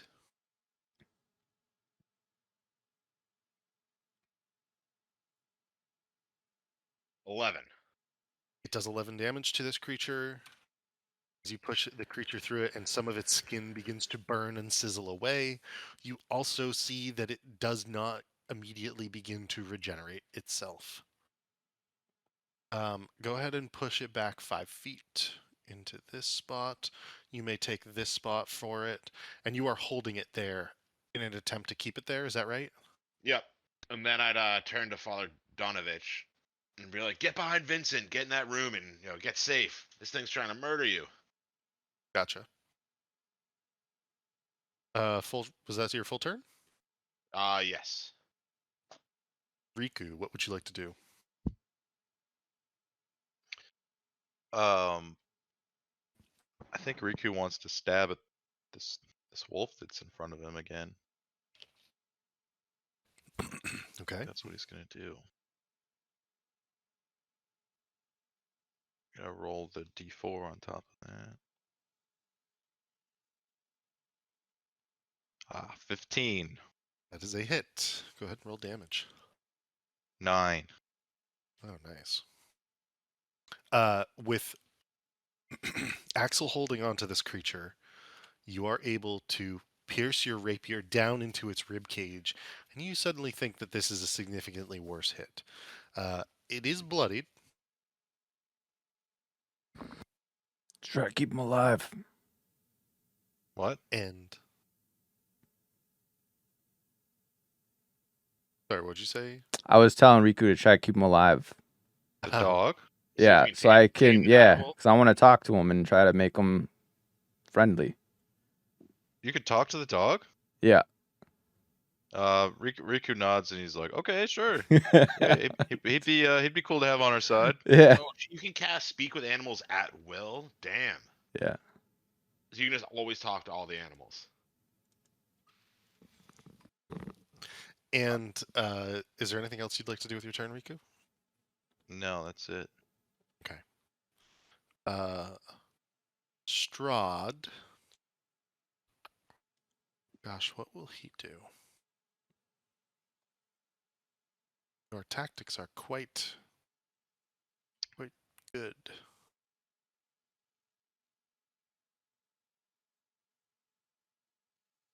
You'll hear his voice saying, come out to play, little ones." And he will 5, 10, 15.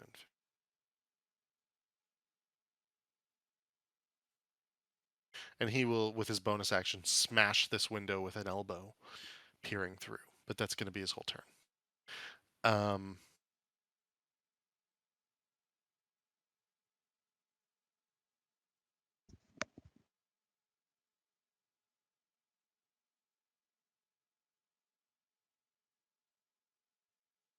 Did we lose Vincent? No, I'm here. Oh, okay. So is the rabid dude on the floor right now, or is he like on the ceiling climbing around? Oh, he's been pushed into the hallowed area by a Uriel, so he's standing on the ground. All right. Let's do. I guess let's try to do the wolf. Chip away at that. Oh, no, we're trying to keep it alive, remember? Yeah, but you want to knock it down, don't you? Or do you just Oh, want yeah, to if you can knock him out, then go for it. Cannot do non-lethal damage with a bow. Okay. Has to be What melee if he attacks. has, like, an arrow that has a boxing glove on the end?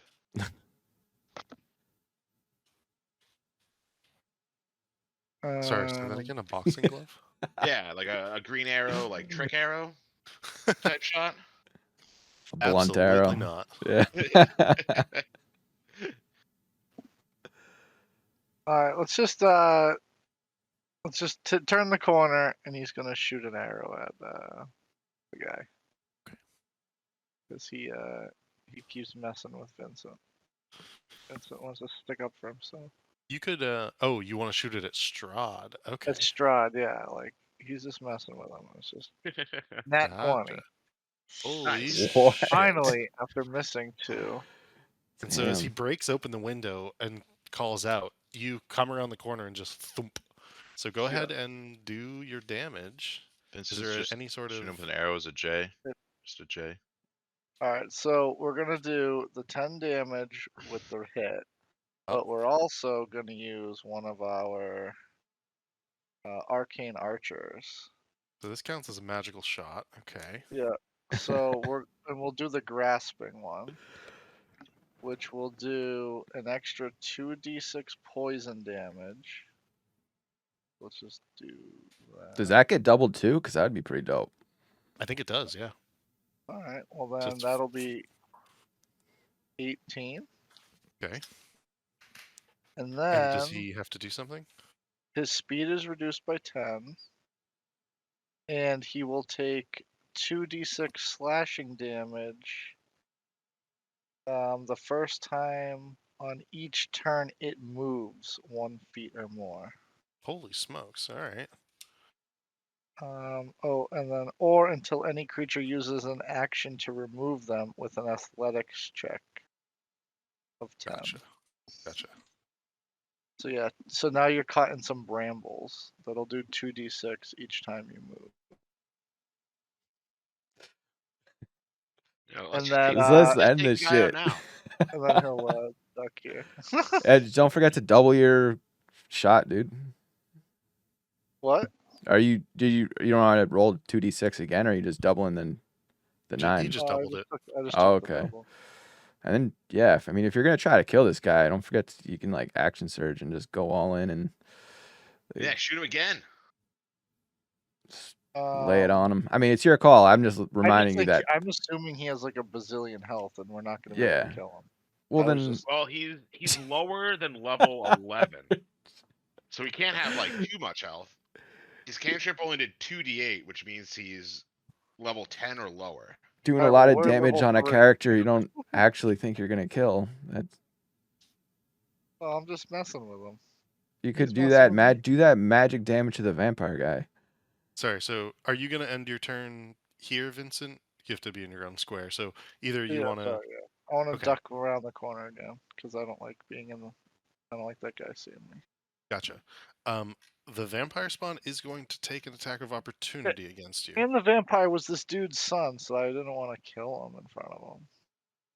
He will take a claw attack. That's so nice of you. Gonna be I a know. 24 to hit. And that's gonna be 8 points of damage against you. Axel, it is your Yep. turn. Okay, Vincent, you're done. we choking this dog. Gotcha. So let's just continue to make the athletics check. Okay, I got my inspiration. Sorry, See? that's the wrong one. Ignore that. I did the Oh, wrong we creature. rolled that too. Actually, it might be the same. So if it's the same, we'll just take that. It- It is the same. We'll I take would that. say the 2, but whatever your modifier is for the yeah. Same, it's the same modifier. Okay. Well, I would roll my. I'll roll. I'll be a good sport. Roll my my bless, just so. Okay, so I got a 11, but it beats the Okay. 5. So we're continuing to choke this dog, Gotcha. and Does 8 then points of damage. yep. So how's it? Is he said right here? He He is yelps. still up. Well, Okay. wouldn't Uh, it? it Did you is- say it was double this round? So wouldn't it be 8? Yeah. Yeah, that's what I just he did the 8. Okay. Yeah, and it's giving like muffled yelp choking noises basically. I just need Riku to jump in here and maybe throat punch him or something. Donovich will throw his arms up over his head and disengage, running into his bedroom and hiding behind his bed like a little baby. He will then that's his full action actually. Action and movement. Yeah, that'll be his full turn. Oh, he doesn't know healing word. What a dick. He does not. It will be the direwolf's turn. The direwolf will attempt to escape. I was getting 18 on this one. Ooh, I think he's getting out. Unless you want to use your inspiration. Inspiration. Oh, let's see. Will it even help? Is the question. If I get a 6, I got a 6, but then, so we're looking at 15 here, and then You've got does that. the bless? Yeah. Oh God, so he gets out. Is that a 16? That's a Gotcha. 16. Yeah, Okay. Do you still have inspiration? I used it all. No, your inspiration as in like to re-roll the d20. Oh, so that's not a D6 on. Sorry, so the d6 in terms of the bardic inspiration was good. But the inspiration as in like Who gave me that Yeah, I'm inspiration? I'll inspiration. take it. I'll take it. everyone starts at the beginning of the session with a new inspiration die. Okay, so it's just another D20. Yep. Or do I roll another athletics check? It's same thing in this instance. Okay. Well, we rolled a 3. Oh, So you don't that's get it. advantage. You don't get advantage on the inspiration reroll. No, definitely not. Yeah. Definitely not. So he's free for now. Okay. Okay. He Yeah. will then. So used. How does that work again? Is it his full action to do that? I think it is. Yeah, I think that might be his turn. Let me just double check that.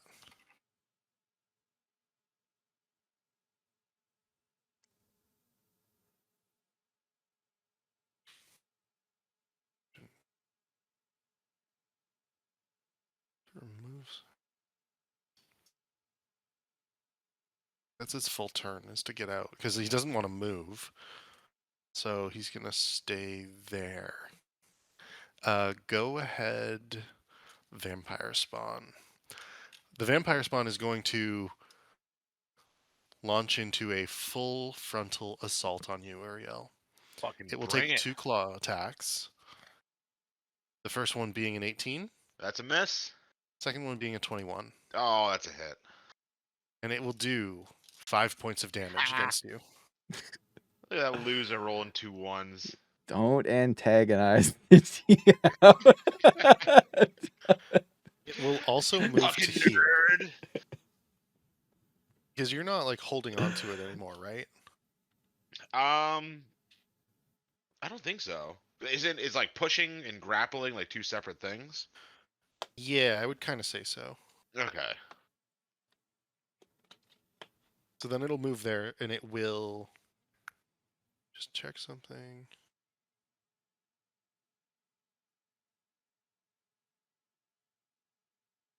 Yeah, it will stay there for now. And it will end its turn, which will bring us to Uriel. What would you like to do?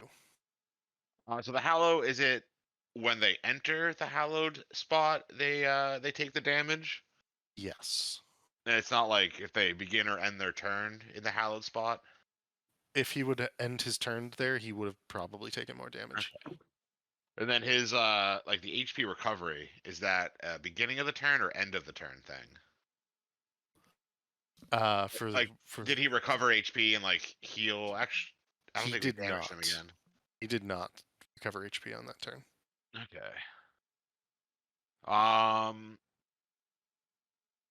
I think it just might be time to nuke this motherfucker. So I am going to. Let's see, how much damage can I do in a single turn?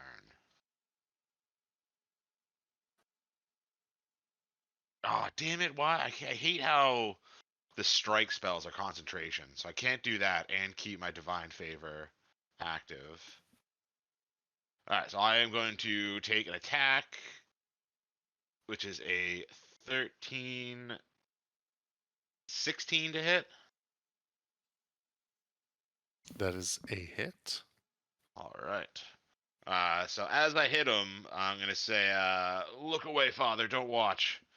And I'm gonna start rolling a whole shitload of damage die. Here we go. Oh, so max damage on the first roll. So 12 plus 2, Here and comes I the am, holy nuke. yeah, I'm gonna smite this motherfucker. And he's a fiend, right? He is an undead. Oh man, I don't think that works against where the fuck is smite? I think it should. Oh yeah, undead or fiends. Nice. All right. Is he weak against radiant damage by any chance? He is not, but he's definitely not going to be able to regenerate any HP next turn Nice. because All of right. this. So another 3d8. So another 14 damage. So 12, 26, 28 damage. Holy shit. The holy nuke. Okay. It is nearly bloodied just from that one hit. think I can do anything else.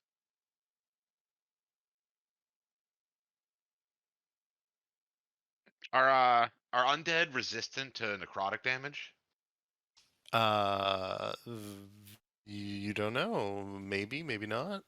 Is this necrotic damage? No, I'm just I haven't chosen what my celestial revelation is yet.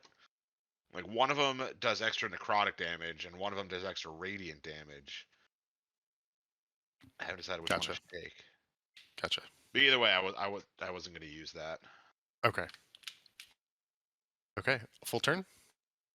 Yeah, it's my full turn. Riku, what would you like to do? Big surprise. I want to attack the wolf. Ooh. Non-lethally, of course. Yeah, slapping him with the rapier. Nice. Now, Lich, I will. Uriel will go all in helping you collect Okay. a menagerie of animals. The But I 11 wanna- is sadly a miss. Yeah, but I gotta get the bless too. Oh, gotcha. Oh, hashtag bless. 14. I think that's a hit. Yeah, that's a hit. Okay, so non-lethal rapier damage coming in hot. 8 damage. Ooh, that's pretty good. This creature is looking like it is on its last legs. Can bards use the bardic inspiration die like on their own actions and attacks? I believe so. I'd have to double check that. I don't think I can use bardic inspiration on myself, but Oh, okay. I can use it. I can use it to empower my attacks, like with the ability or whatever. Would you like to on your turn, or No, I'm good. I'm good doing it here. It's fine. okay? Okay. Anything else, or pass it along? No, that's it. All right. Strahd von Zarovich will say, "Well, well, well, Vincent, that was quite the arrow."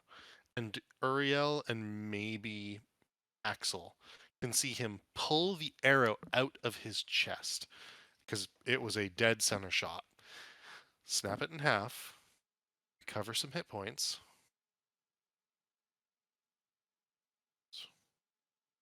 Cover some hit points, and he will look at you, Uriel, and he will cast Ray of Frost once more. Does a 16 hit? It does not. He misses you and hits the stone to your right, which actually cracks under the cold damage. That will I be look his at him and turn. Stick my tongue out at him. Vincent, what would you like? Nice to do? try, jackass. Um.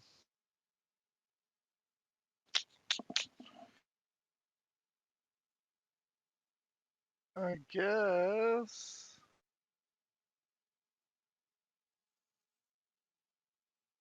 Get your spear and start fucking this vampire up with me. We killing him? You want to kill this thing? Dude, he's evil as fuck. The vampire? He's the dude's son. I have a question about that. So he was calling him father, but is he calling him father because He's he's a a priest priest. and people call him Yeah. father? I was confused about that too. You don't know.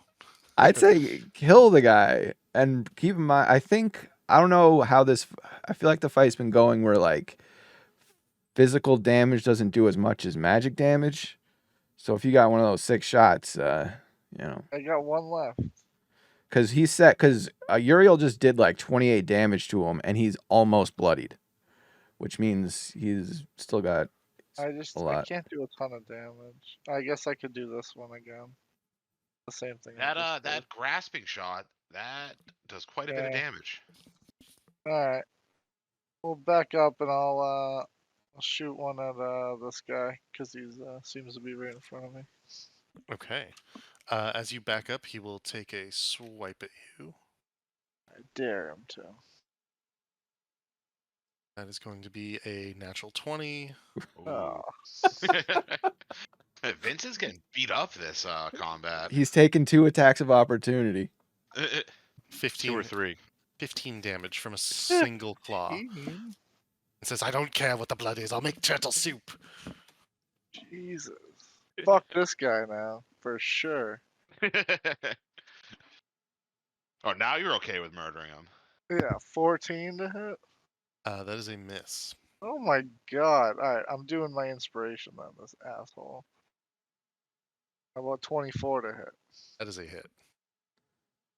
And I'll hit him with the grasping shot. So it'll Alright. be 5 piercing damage. And then 2d6. And then he'll take 7 poison. And Okay. then he'll be caught in brambles and take 2d6 every time he moves. He'll be caught in brambles and take 2d6 every time he moves? Yeah. Okay. Is that your full turn? Yeah. Alright. Axel, what would you like to do? So this wolf is looking really bad, right? It is. So if I just like punched him in the face once, you think he would go down, or should I do? I feel like I don't want him to have to do this again, so I'm gonna go for a great axe. Not could I hit him with like the butt end of my great axe? Yeah, you could definitely do this. Yeah. So like, Great you axe deal- smack. And we want to make sure this gets done, so we're going to recklessly attack him Okay, for 20 to hit, that is a hit. and then with the non-business end, give him a bop. He is knocked unconscious. All right. Let's see. Is there anything else you'd like to do? Do I? Don't have a bonus action, so we're gonna turn around and get ready to fight this vampire. All right. Father Donovich will say, Daru, I'm so sorry. Daru, please forgive me. And he will cast Sacred Flame, actually, which will require a dexterity saving throw. That is a success. The Sacred Flame does not take. That will be Donovich's turn. And that will bring us back to the vampire spawn, who you now know is named Doru. Doru will turn to Father Donovich. Will he? That's going to be brutal for him if he does that. He's going to do some attacks on Riku and Uriel because he's feeling a little cornered, and he will take a bite at Uriel for a 24 to hit and a Ooh. claw attack against Riku. Am I a vampire now? No, Damn you it. are not. Vampire spawn cannot make vampires. Oh. This is against Riku, so 6 points of damage. Uriel, you will take 5 points of piercing and 9 points of necrotic damage. Which I am resistant to. Ah, okay. So you only take 5 points of it. And then your hit point maximum goes down by 5 points.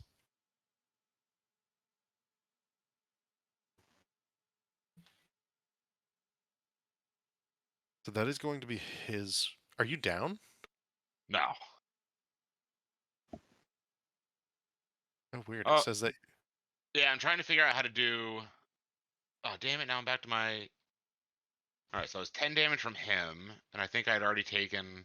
I'm going to give myself 10 HP. I think that's around what I was at. Max HP said -5. Yeah. Okay, there we go. Figured it out. Cool. Yeah, I accidentally gave myself 1 max HP for a second there. Yeah. Is this max HP thing? Is that disease related by any chance? So it is a temporary condition, I believe, that you regenerate. I just wonder because my guy's immune to disease. But if it has nothing to do with disease, I'll just. It's not a disease technically, no. Okay. That probably means my guy can't become like a werewolf or a vampire or anything either. I gotta stop rolling immune to disease characters. All right, let's see. I really want like a character to get infected with like lycanthropy or vampire or something. Vampirism. Yeah. Could always happen. Don't worry, there's quite a bit of fun left in this one. So, this guy's dead. Uriel, it is your turn. I'm gonna be pissed that this guy bit me. And you say he does not look bloodied yet? He is bloodied at this Okay. point. So I am gonna stab him with my Iklowa. That's a hit. 20. Okay, so D4. Oh, I should have been rolling concentration saves for that too, right? Oh yeah, if you still have that spell up, definitely. Yeah. So what was that? 10 damage. So I have to. What do I roll for that? DC 20, and then add your Constitution modifier, and you have to be at a 10 or better. I'm just gonna roll Constitution. You roll a con save. Oh, so I failed. Would inspiration work on that? You could use your inspiration on that if you wish. I think I'm going to. And I saved. Okay. Okay, so now I can roll my damage. So 9 damage altogether. All right, 9 damage altogether. Do I want Does to any of smite him that- again? Does any of that count as like specific types of damage besides like slashing? 5 piercing and 4 radiant. Ah, radiant. Okay, cool. Thank you. Did you say something about smite? Yeah, you know what? Fuck it. I'm gonna smite him. Okay. Use my last spell slot. Fuck this guy. All right.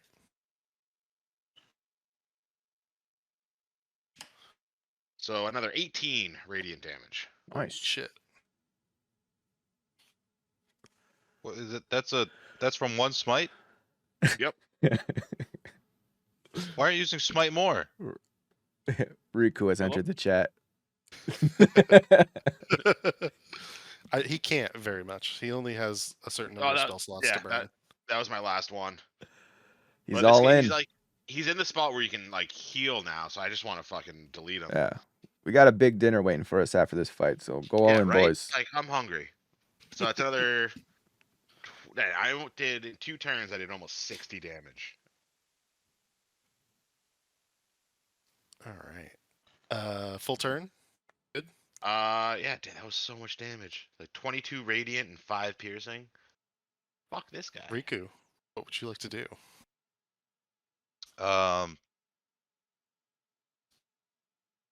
Riku's gonna bonus action healing word on himself. Okay.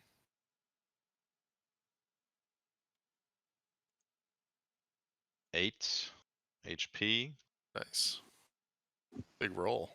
Yeah, that is big. And then he's gonna stab this stupid vampire man's. All right. 21. I don't think I need the bless there. That is a hit. That's another 7 damage coming at you, vampire man's. Come on. Nice. Riku, your 7 is halved. It rounds up to 4, which is exactly how many hit points he had. Ooh. Hey, Riku stabs him through the fucking heart, and you hear a screech. "Ah!" It dies. What the fuck? Exactly like that, and it falls forward onto Riku's rapier, trying to claw at you and to get towards you and bite you, and saying, "Blood, I was so hungry." And it is dead. Combat is over as Strahd von Zarovich has turned to mist and disappeared momentarily, and he will come back to the front door, stand there looking at you all, and begin clapping. I give him a little bow. Riku turns and takes his rapier and like swipes the blood and like flicks it on the ground and then points at him and says, "You're next." And he says, "Oh, I must say that there's not many adventurers that enter my domain and take apart such a pack of wolves and one of my young spawn, Doru. Oh, poor lad, in such honorable fashion. Well done, well done, well done. I know that you have dinner waiting for you at the Burgomaster's mansion. Alas, looks like I'll have to find my next meal somewhere else. Good day to you all." And he heels clicking down the stone steps. He begins to walk away, and he will turn into a bat and fly off up above the church towards Castle Ravenloft.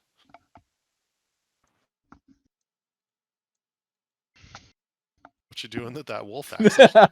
I'm bringing him into this room so that when he wakes up, he doesn't try to make a run for it, and I can talk to him. Proper conversation with him. Yeah. Okay.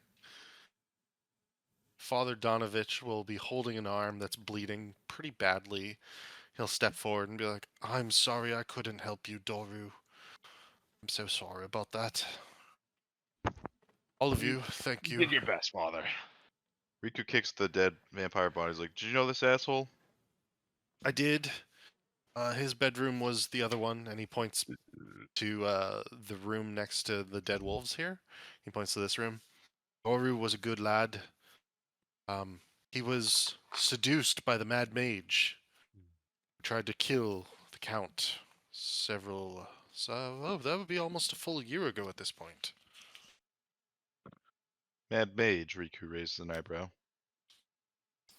Yes.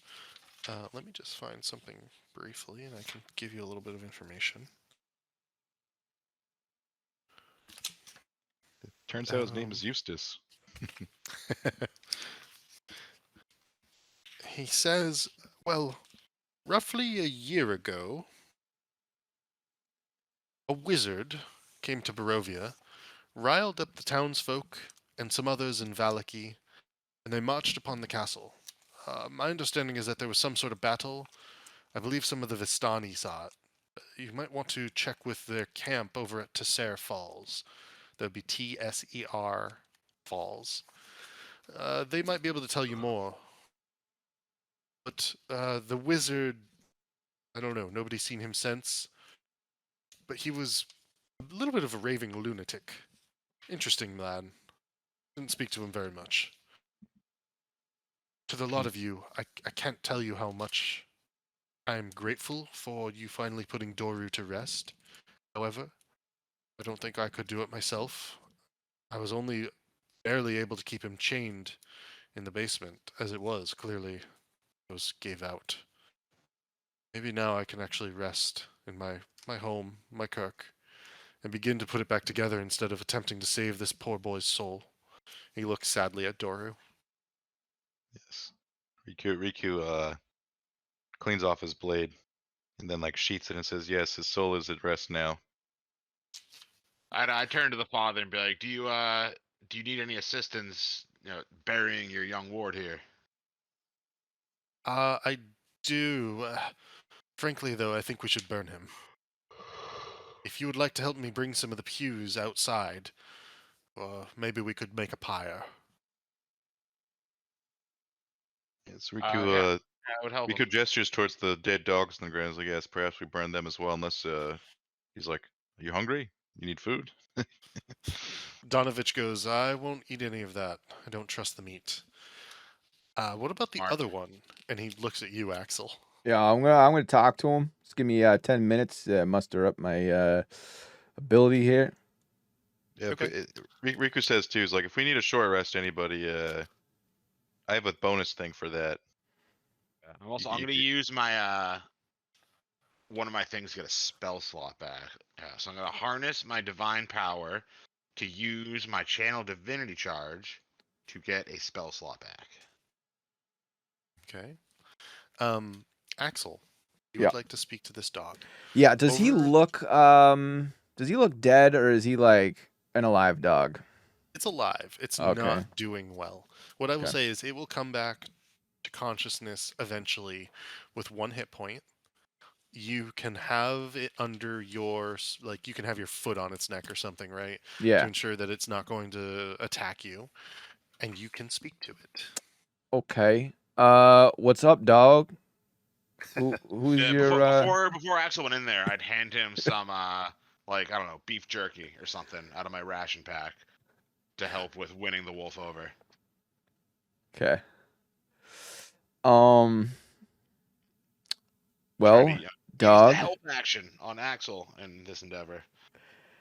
Dog, you look like you're in pretty rough shape there. Obviously, your previous master didn't care much about you.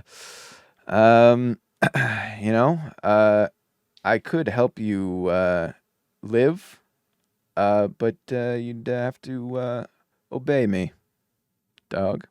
What do you say? What do you think about that? He looks at you. Let me see if I can find something. I love that you're trying to capture this direwolf. That's awesome. I was also going to try to capture this direwolf before Axel beat me to it, because I also have speak with animals.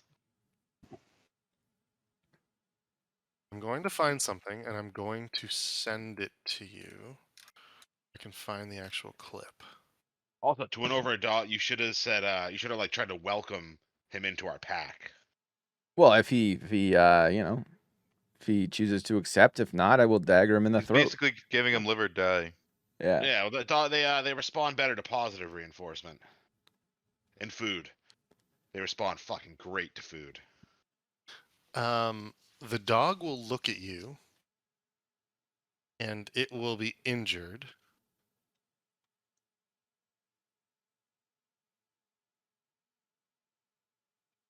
And it will say, and I'm actually going to see if I can share my screen for this. Can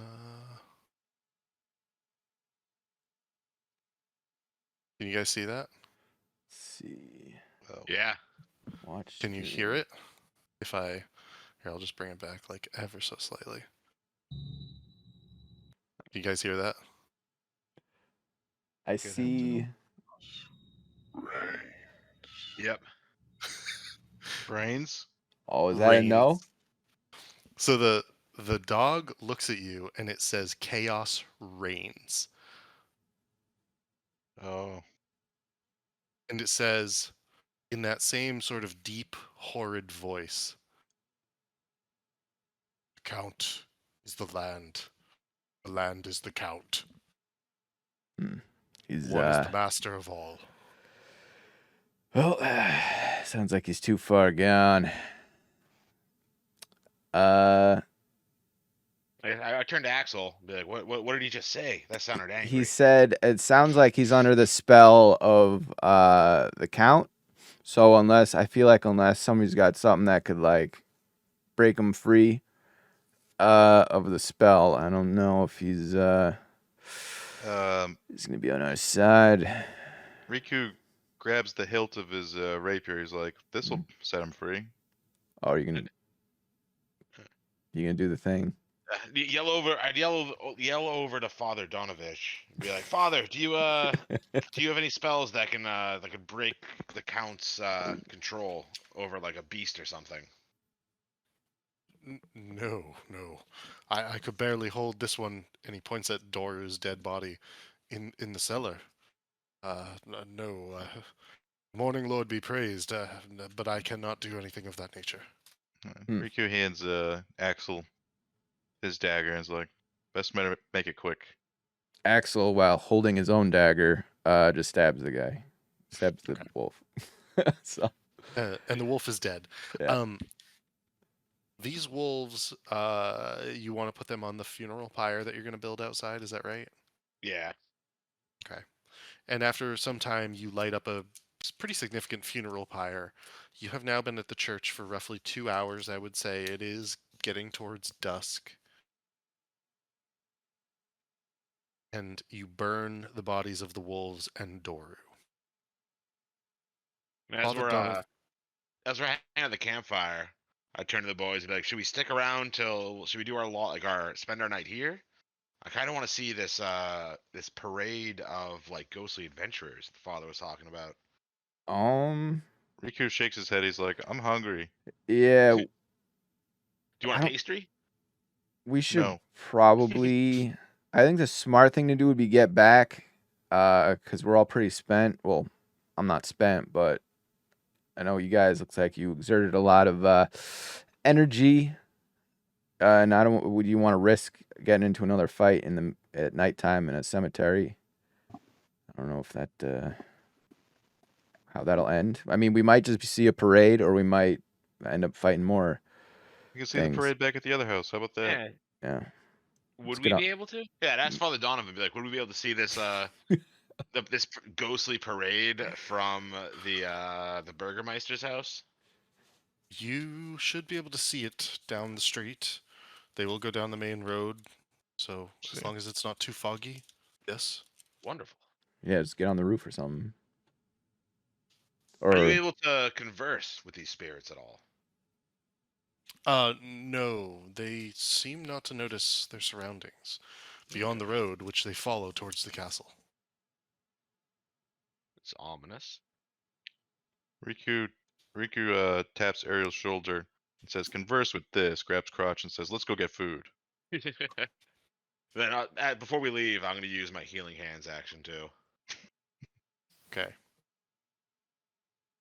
You would like to go back to the Burgomaster's mansion? Yeah. Yes. All right. Bringing you back inside the Burgomaster's mansion.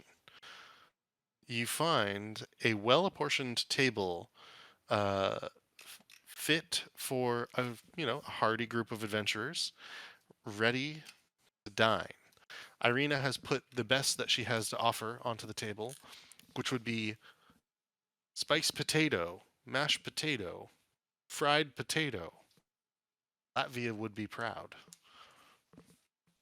Ismark sits at the head of the table on one side, and Irina will take a seat on this side, and they look sort of longingly over to where you expect that their father would normally sit, but they invite you in to come sit And they're- down and dine If with they're them. if they're both looking at the seat, Riku would take that as them like gesturing him to sit down. And be like, "Oh, this one's for me," and then sit down.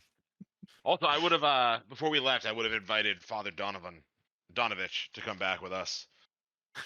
He would actually have stayed in the church. He wouldn't want to venture forth. Yeah, it's the thought that counts, you know. As you take the seat, Riku, they go, yes, please be our guest. They're grateful about it. Yeah, guy's got no tact.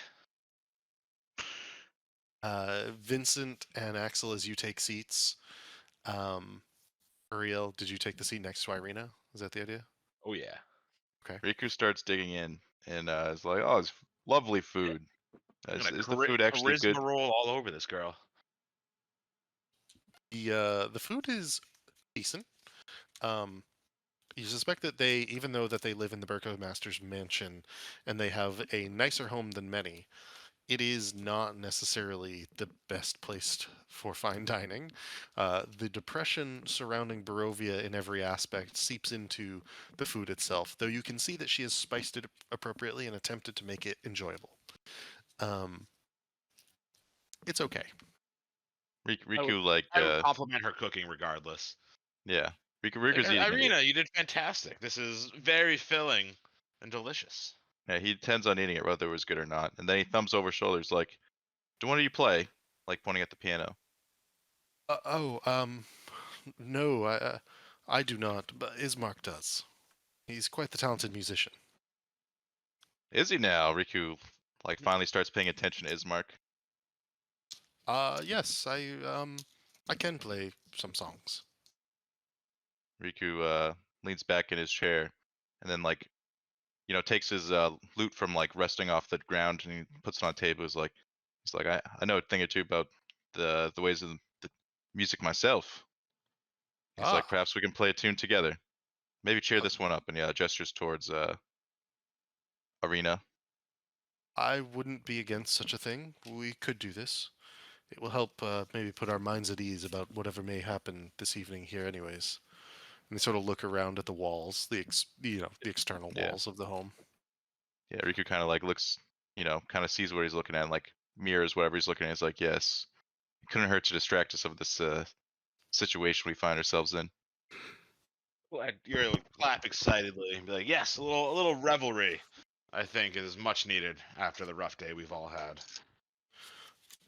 I think I would be interested in that. I would like to know first, where do you plan to take my sister? You plan to go to Valaki, center of the valley, or beyond to Kresk and the abbot and his abbey? Are you I not would- joining? I don't know if I should or not. Could attempt to do so if we think it's the intelligent move. But I suspect that I would like to try to repair our home and the town. I suspect the burgomaster's job now falls on me.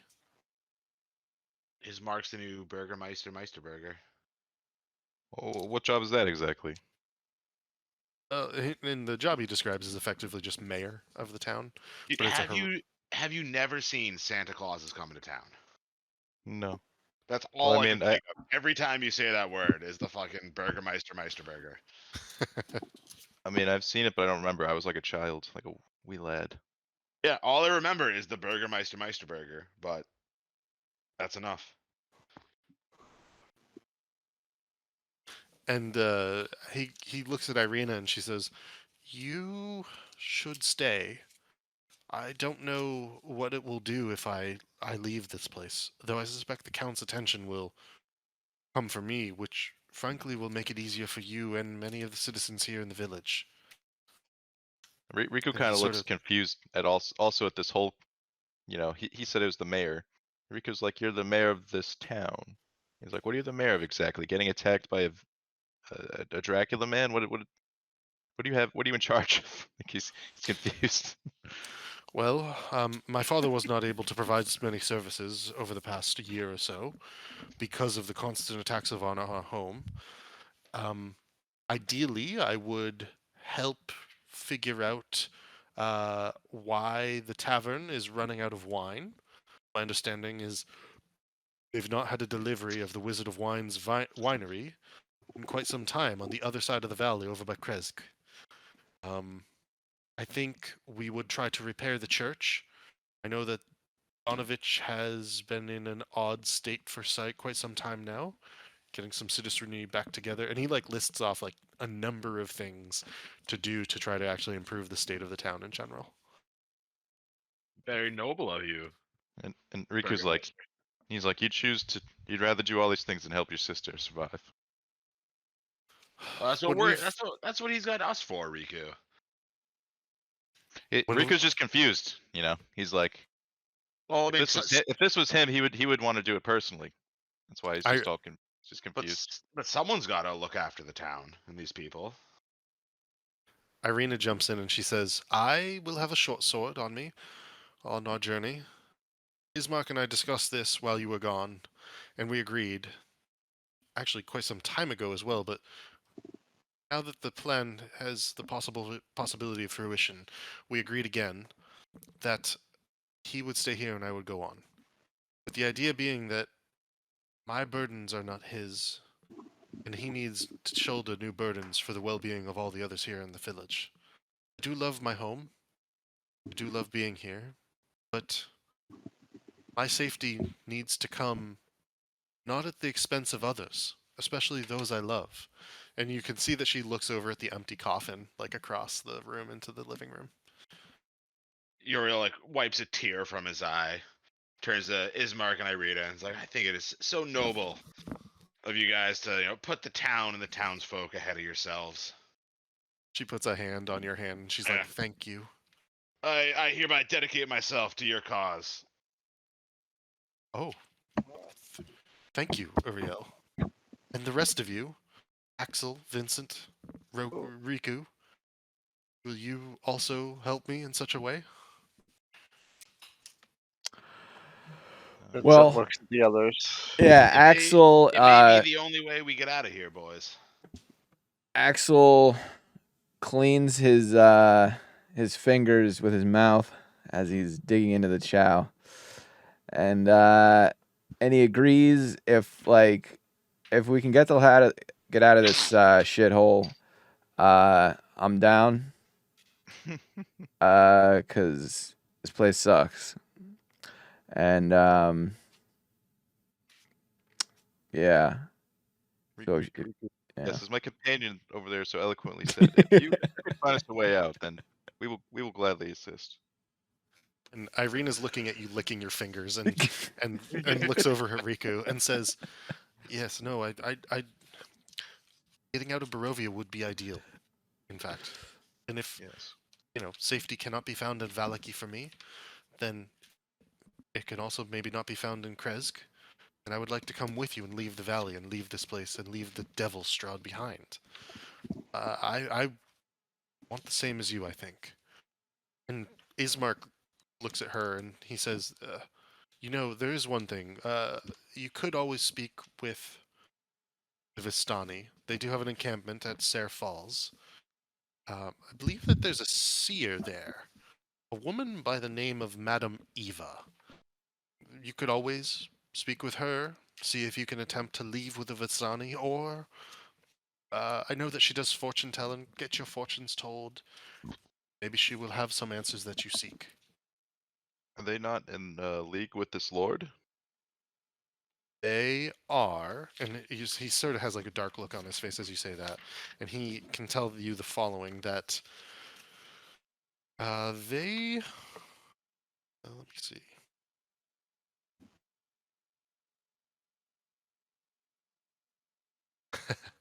Ismark's new token. Burgermeister. The Vistani do the bidding of the Vistani do serve the Devil's Strahd, and they alone are allowed to leave Barovia for it. Beyond that, they're a rather secretive, collected people. They own the tavern, Blood on the Vine, in the center of town. Those three fellows that you saw there, in fact, are some of the proprietors. They come and go as they please. They seem to have more gold than typical Barovians. And many of them are more colorful, interesting people than so many of our sad folk here. And Irene is like nodding. But if they serve the Count, like, can we trust them? Should we even bother approaching them? Oh, Seems you should like not. if they serve the Count, seems like they'd be our enemies. Though they serve the Count, they may not capture you and bring you to him or something of that nature. No. They will not necessarily be outwardly hostile. They're not fighting folk per se. They serve the Count and do his bidding when requested, I think would be the best way to describe it. I don't know. You may learn more from when you're there, but I suspect that there's something between the Vistani and the Count.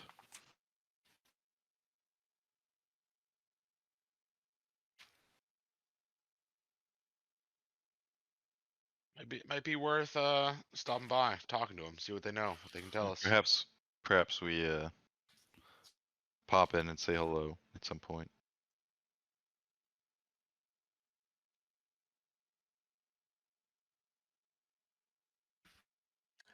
Well, Yeah. What's for dessert? Yeah, I also believe we were promised a song. yes. Let me go get dessert. And Irina runs off. Oh, let me help you, Irina. No. I have it. Oh no! And- I insist. I must help you. Please allow me. We'll get dessert ready while while Riku and your brother, decide what song they're gonna regale us with tonight. Gotcha. She actually pulls out a freshly baked potato pie made from potato flour crust, with a potato sugar topping. They love potatoes around here. Yeah. Potato. All right. And Ismark stands and he goes, "Ah, yes, the delicious potato pie." And he goes, "Serve us up, and maybe I'll begin playing a tune, and let's see how well you can follow along there, Bard." Riku Ismark grabs throwing his down loot. the gauntlet. Grabs his loot and says, "I'll do my best," and then stands by the fireplace here and begins playing with Ismark. I'm gonna try to do something. I've never used the Hydra bot in our channel. I'm gonna see if I can use it. Let's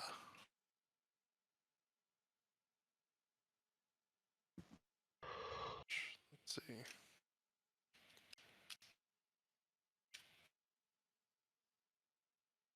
Are you gonna Oh. try that pastry, Uriel? Eventually, yes. Okay. I'm gonna wait. I was probably gonna eat it like before bed when I'm on my own. Okay. But I'm flirting with this Irina chick. Gotta stay Yeah. on the game. You know? Axel's gonna stick his finger in the potato pie and just like give it a taste. Nice. One or two. Or I was gonna look at Axe and be like, I hope you wash your hands before you did that. Axel looks puzzled. It's Like, what is this washing you Yeah. speak of? I'm the one I, sticking my fingers in the pie, and I have a puzzled look on my face. I don't think I can get it working. So he begins to play this like Eastern European / Russian song that's not necessarily jaunty, but not like mournful. It's just kind of slow and plodding at first. If you want to try to match where he's at, Riku, you may roll a performance check. Sure.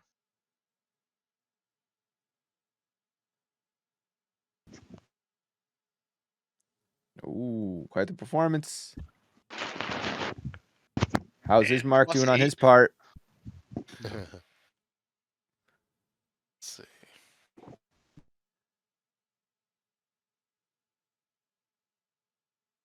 Ismark is doing fine. He's keeping pace with you.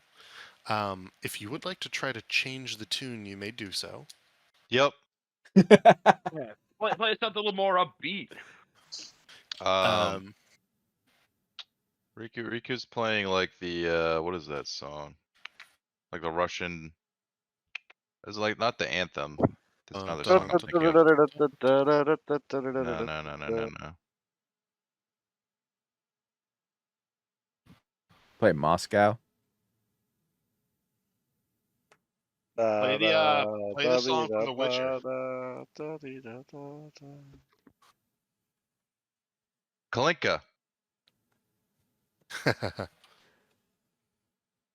That's what Riku starts playing. Okay. Kalinka. So He immediately recognized it. Kalinka. He's There you not go. as good as you, but he is like holding his own with it. And as you continue to play, go ahead and make another performance check. Oh god, a 1. One of your strings breaks. Yeah. It's funny too because Irina was just about to stand up and go get dancing, and then she was like, "Oh, that's such a shame." And Ismark I would, continues and finishes I the would song. turn to her and be like, we can still make it work. And give her like an over dramatic bow and a roguish wink and invite her to go dance. Make a perception check or a persuasion check. 19. Okay. Yes. Yeah. Why not? And put you guys over here. Ismark will keep playing, and you can have a nice dance with her. Roll an insight check as well. Actually, are you gonna go look for some more potatoes? I'm gonna go see if I can get some extra food for the road while everyone's distracted with music. Gotcha. As you're doing this, make a stealth check, not for like really like sneaking off, just to like see if anyone like actively notices your cares. I got a 6.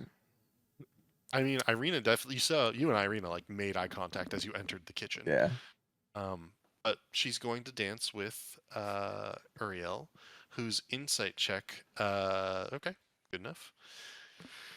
We will gloss over that. Inside the kitchen. Yeah. There is a giant barrel of potatoes. There are some dried herbs in many different spots. there look to be 1 or 2 loaves of potato bread. There's a wheel over to the side where they make potato flour. Is there an empty sack anywhere?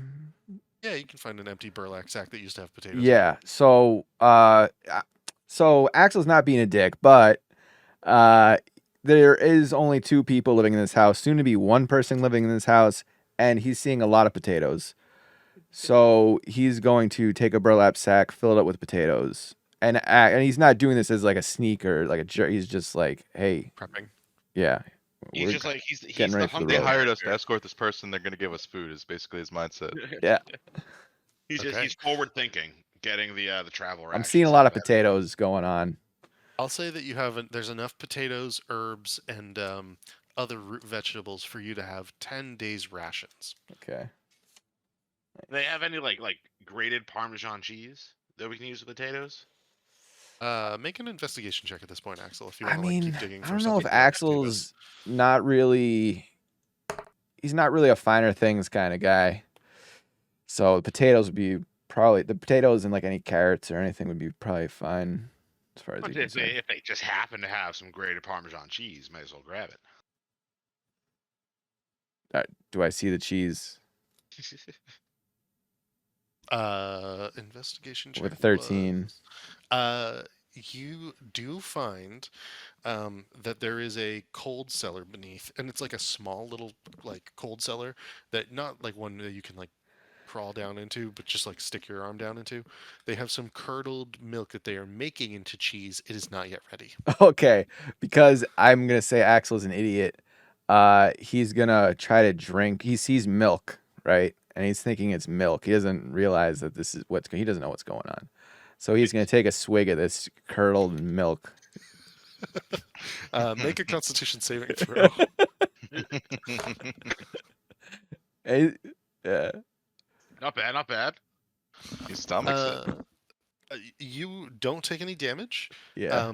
You are not actively poisoned at this time. You will need to make another Constitution saving throw in the morning. I'm gonna but spit you're it out. okay. Either like the plan was to take a drink and then spit it out, but I'll still do all this con save stuff. But I just wanted the Gotcha. yeah. Yeah, it does not taste good. He spits it out and thinks that they're brewing some kind of poison or something. Gotcha. Poison made of milk. Yeah. Sickos. Just coat your weapon in it. Do an extra like 1d4 poison damage on hit. Oh, I'm not putting that much thought into this. I'm just rummaging. I'm just doing a bit of rummaging while you guys are dancing. It's the story here. And as you come back out, the Uriel and Irina finish on like a slow waltz that Ismark is playing. You have replaced your string on your lute, if you would so like, Riku. Mhm. Vincent, is there anything you would like to be doing during this time? Come dance with us. Turtle He's Mans? muted. He's muted at the Yeah. moment. So Ariel like don't know. motions over to Vinny to have him come join them dancing. I'm sorry. I was muted. I was sitting at the table. Oh, gotcha. All good. And after the dance, there is one last thing before we end for the night, and I will send this over to you. Because Ismark says, yes, the last. And I'll put this in docs and links so that we have it here.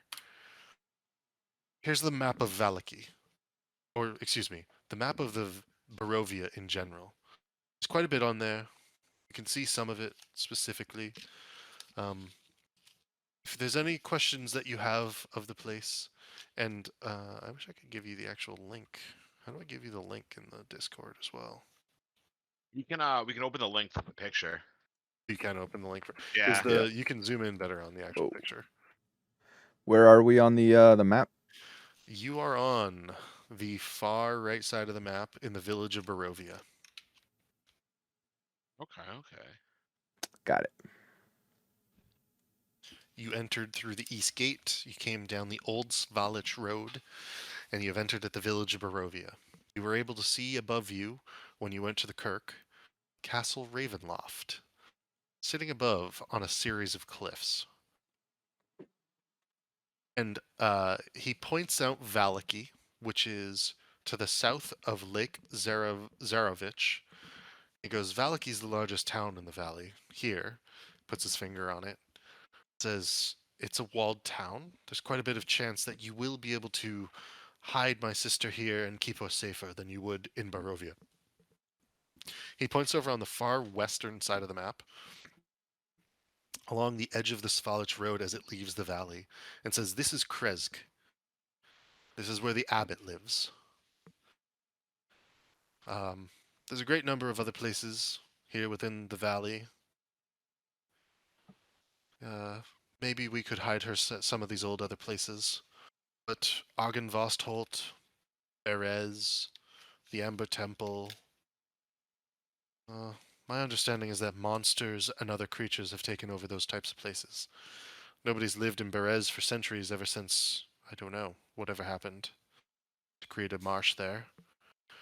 And my understanding is that folk have tried to flee through the mountains to the north and to the south, but that they've become lost or worse.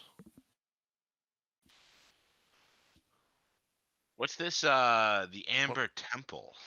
So Valaki is where we're supposed to go. Yeah, Valaki is where they're suggesting you at least try to go to Valaki first, and if Irena's not safe there, then take her to Krezk.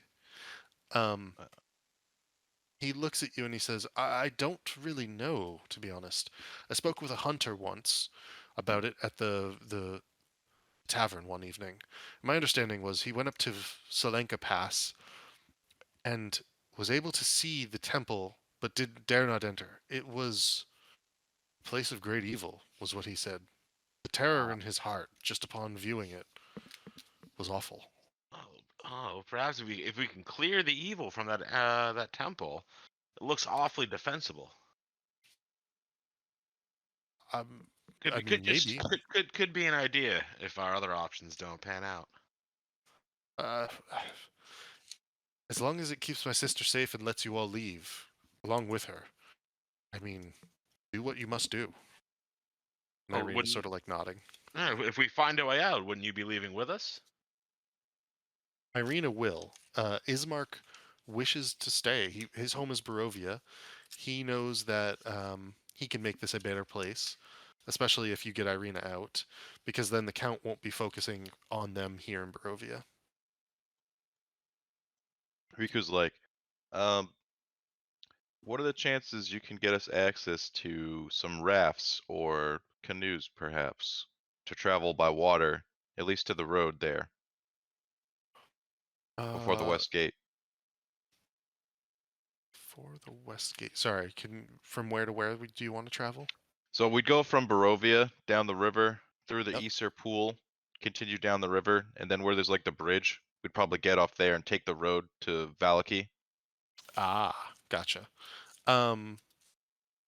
He does not have a raft of some sort, but you can try to find one in town if you would so like. Yeah.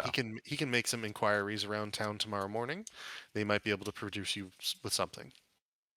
Yeah. Yeah, Riku thinks that would be the best point of attack there, to most direct way. Take the river.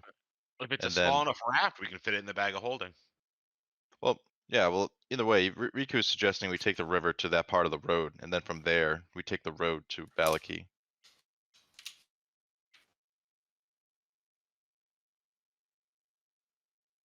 And Irena's like, that's an interesting idea. I hadn't thought of that. My understanding is that vampires do not like running water. Well, I think that just staying off the road in general is probably the best idea.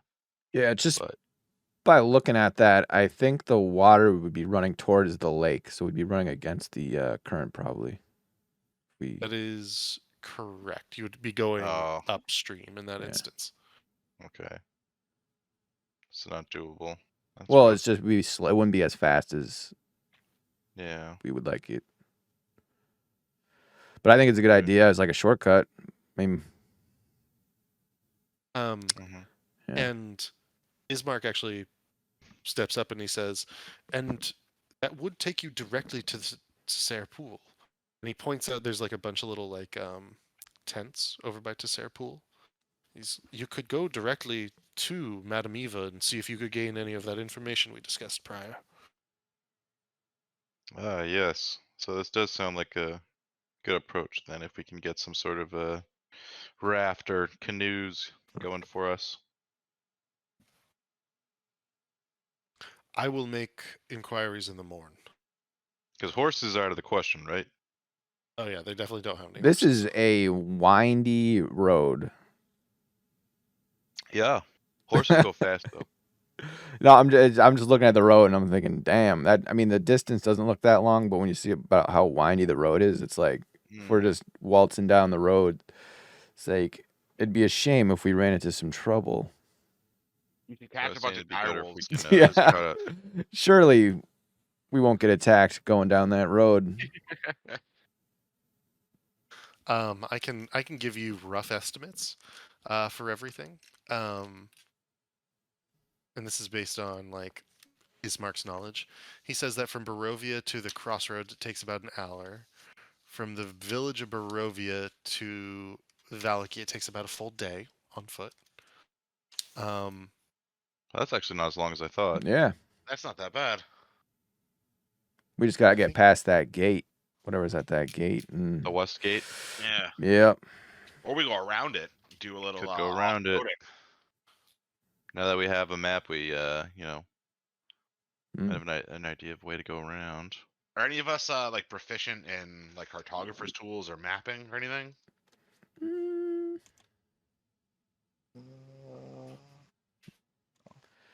I don't know. We know how to read maps.